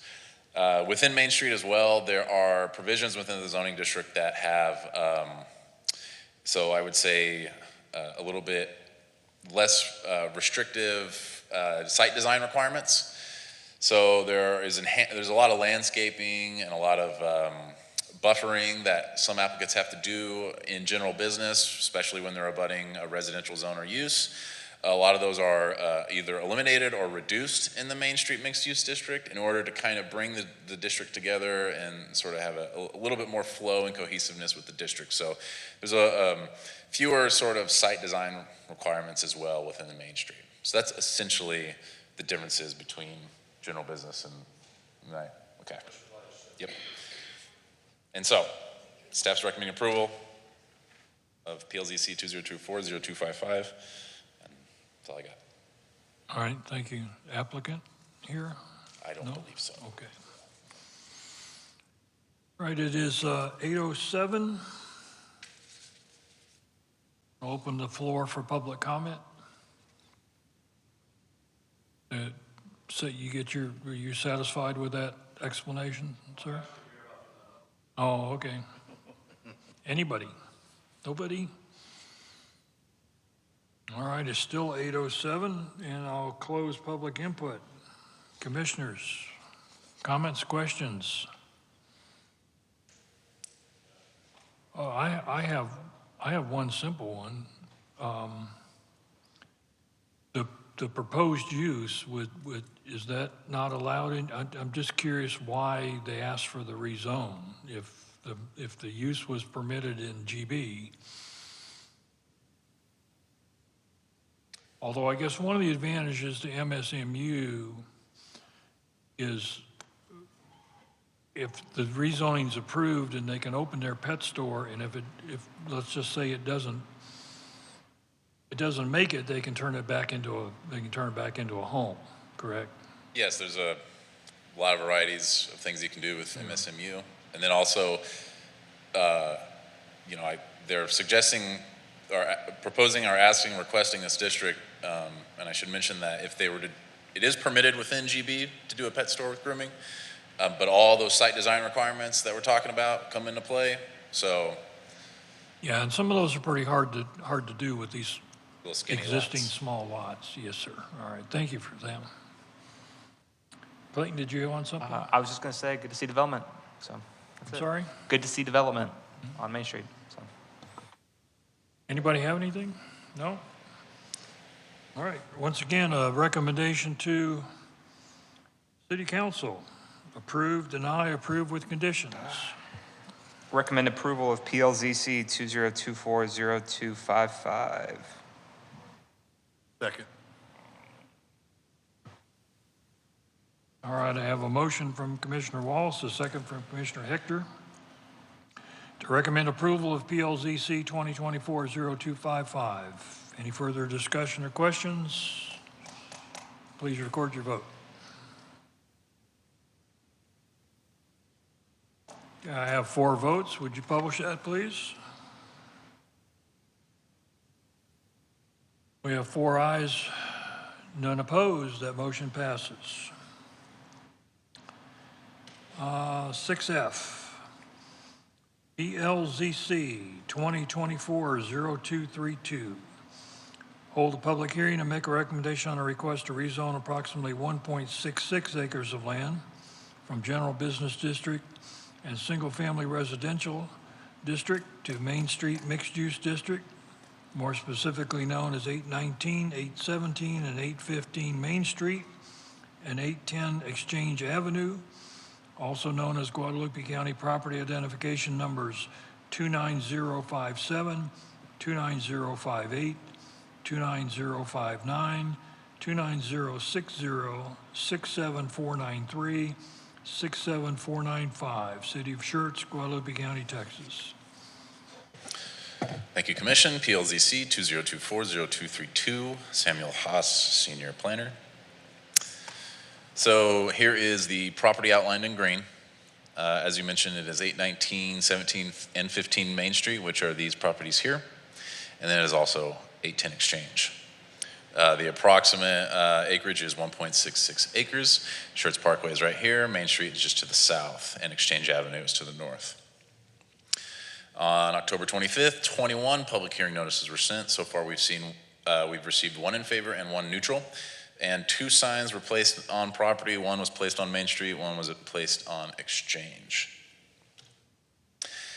And again, kind of just running through what is there. So the existing uses range right now between residential, the R2, and the GB over here on the corner of Exchange and Schertz Parkway.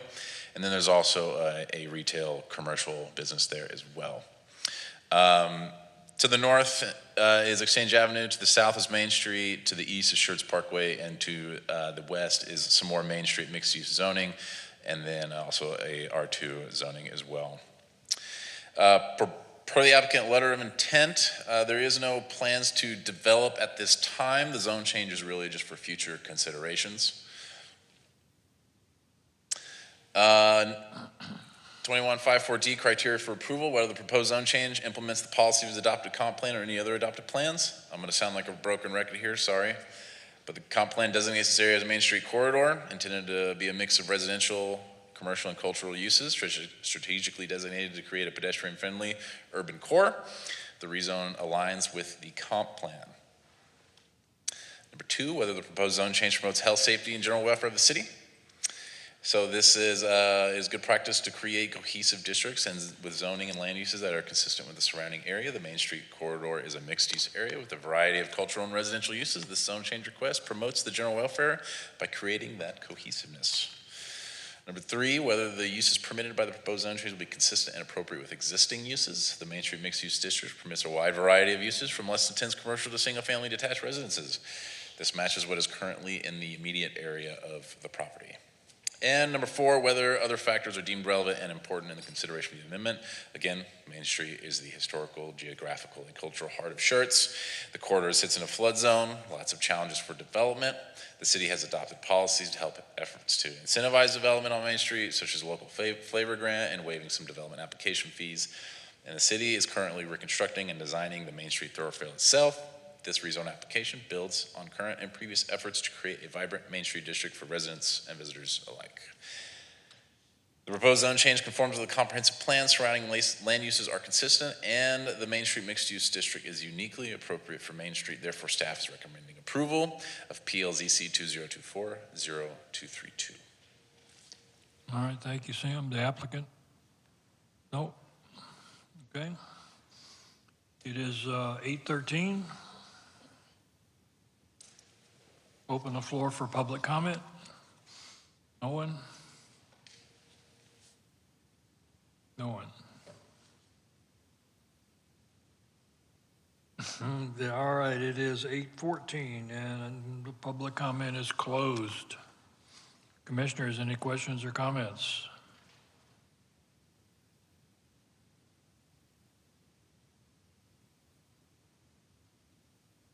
All right.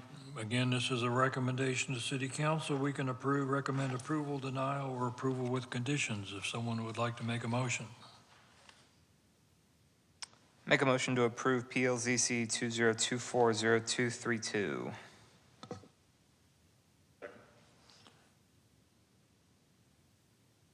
Yeah, I have a motion from Commissioner Wallace and a second from Commissioner Bro to recommend approval of PLZC 2024-0232. Any further discussion? Please record your vote.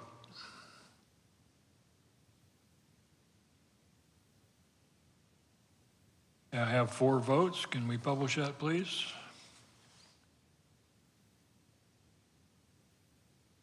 We have 4 in favor, none opposed. That motion passes.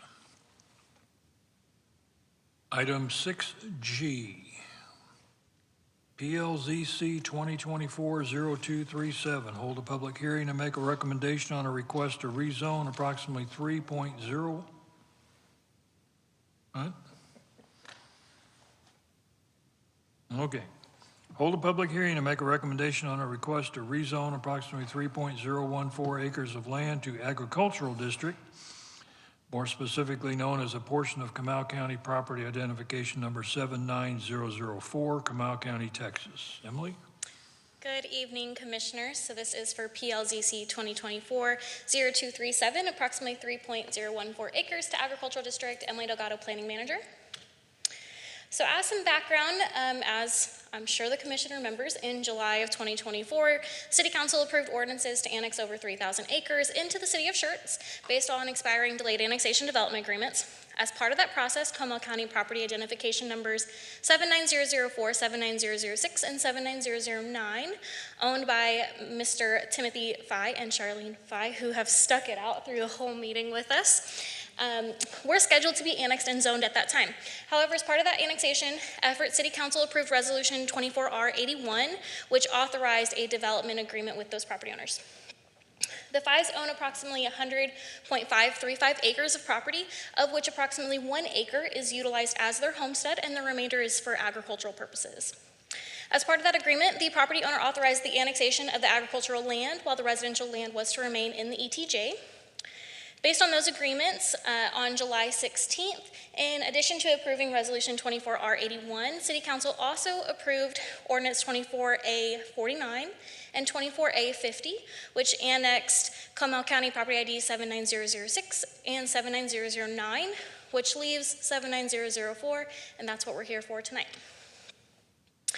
So in that 4.014 acre tract, which is 79004, 1 acre is their home, and the rest of it, the 3.014, which is what's being requested for zoning tonight, is agricultural. Based on it being agricultural, it is subject to annexation based off of their development agreement. It started that annexation process at the October 15th City Council meeting, where City Council approved Resolution 24R131, accepting the voluntary annexation petition. The purpose of this case is to establish that zoning designation for 79004 while it's going through that annexation process. So here is that property in question. The entire 79004 is this square here. 3.014 is the agricultural, 1 is the residential. And again, the 1 acre that's residential does get to remain in the ETJ based off that agreement per council. So you may remember it was last Planning and Zoning Commission meeting, you actually heard the rest of the Fye and Ray properties for for zoning. They were annexed in July but didn't get zoning at that time, so we're kind of doing catch up with those. Rather than do that with 79004, we're doing the annexation and the zoning at the same time. On October 22nd, 2 public hearing notices were sent out. We received 1 in favor, no in neutral, and no in opposition. A public hearing notice will be published in the San Antonio Express News, and this case, along with the annexation, is scheduled for the December 3rd City Council meeting. Additionally, Comal ISD was notified as well. So when we look at zonings, we look at 2154D. Number 1 here, whether the proposed zoning change implements the policies of the adopted comprehensive land plan or any other applicable adopted plans. So this is proposed to zone the property as agricultural district. The designation from the comprehensive land use plan is development deferment, which is typically utilized for large tracts that house heavy industrial. However, development deferment is also identified as needs to be looked at future land use map updates. The future land use map within the comprehensive land use plan is that guiding document. However, the existing conditions and existing land uses need to be considered when reviewing zoning applications. The proposed zoning is not based on proposed development, but strictly due to the annexation of the subject parcel. Number 2, whether the proposed zoning change promotes the health, safety, and general welfare of the city. Agricultural district is intended to be a base zoning district for agricultural and residential uses. Residents in this district are intended to be on a minimum lot size, and it does allow that clustering of additional homes. This district is suitable for areas where development is premature due to lack of utilities, capacity, or service. And the proposed zoning excuse me. I'm getting all choked up here. The proposed zoning district designation is compatible with the surrounding land uses and existing zoning designations of the subject of the surrounding properties. So again, all of the rest of the properties except that one on 10 that were annexed in July are zoned agricultural district. The properties immediately surrounding this tract are going through that zoning process. The Planning and Zoning Commission did recommend approval for the agricultural district, and that is actually being heard next week by City Council.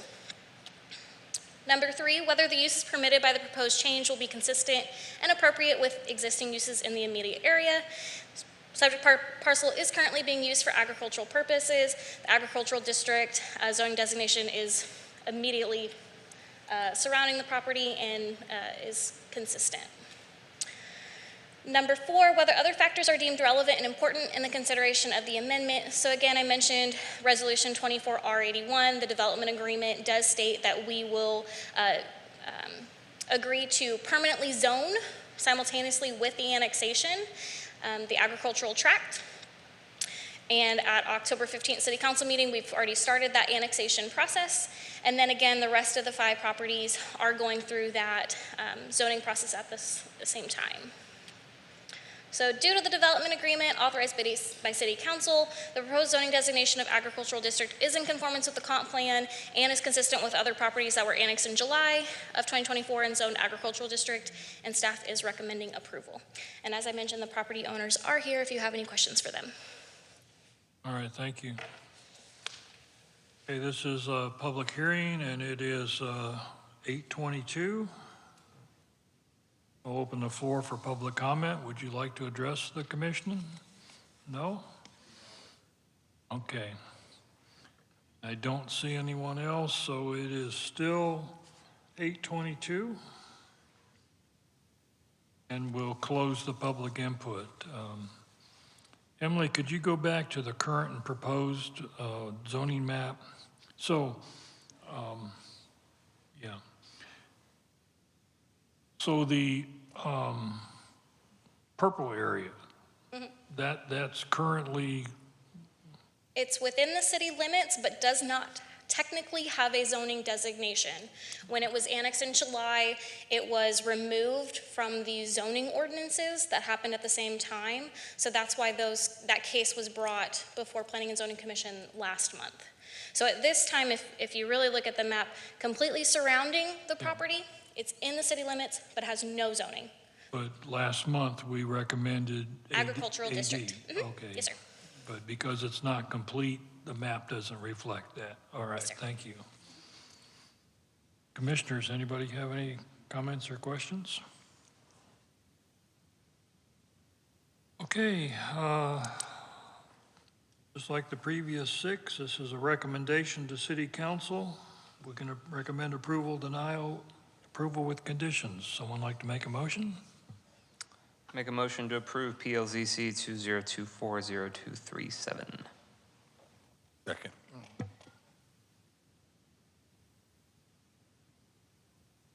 All right, I have a motion from Commissioner Wallace and a second from Commissioner Hector to recommend approval of PLZC 2024-0237. Any further discussion, comments, questions? Please record your vote. Hang on just a second. I didn't clear the old one. Give me just a second here. All right, there you go. Getting a little behind the power curve here. All right, I see 4 votes. Will you publish that, please? I have 4 in favor, none opposed. That motion passes. Sorry you were at the end of the list.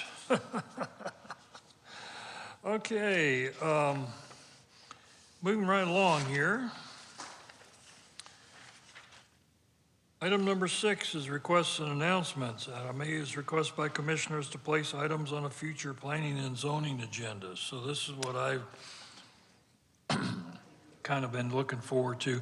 Based on some some things I learned at the APA conference.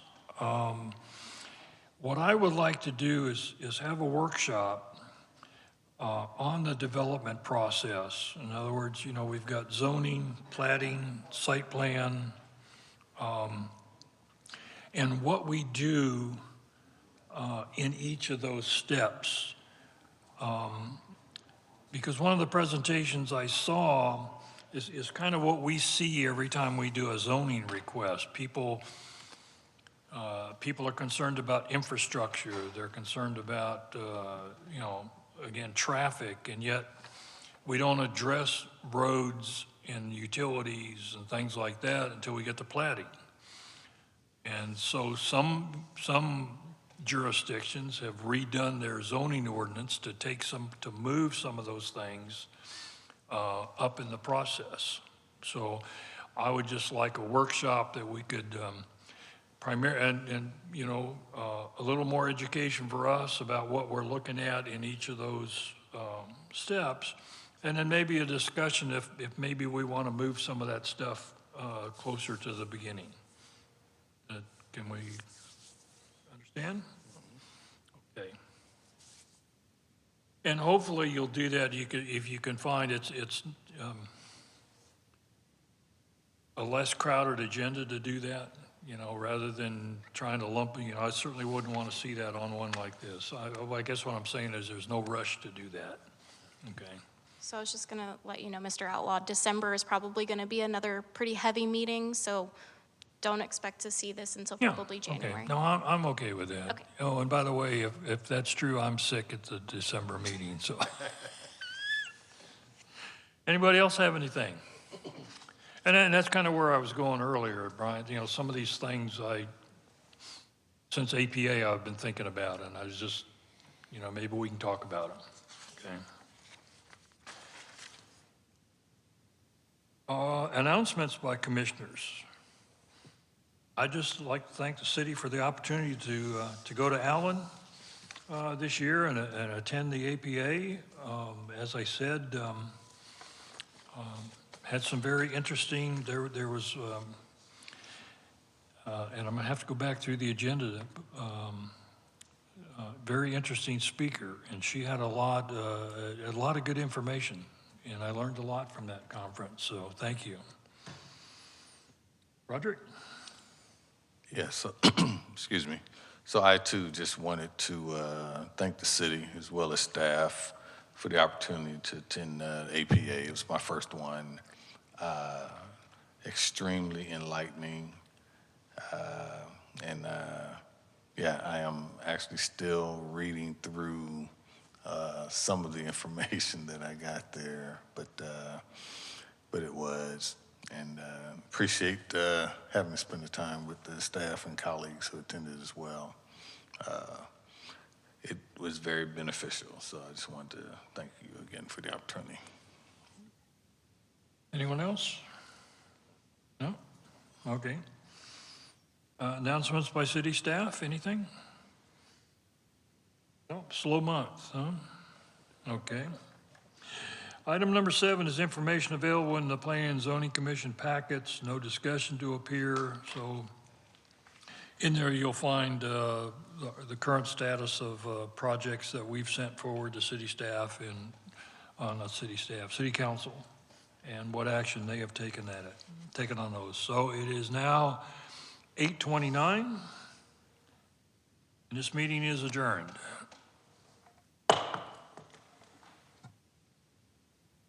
Brian, thank you.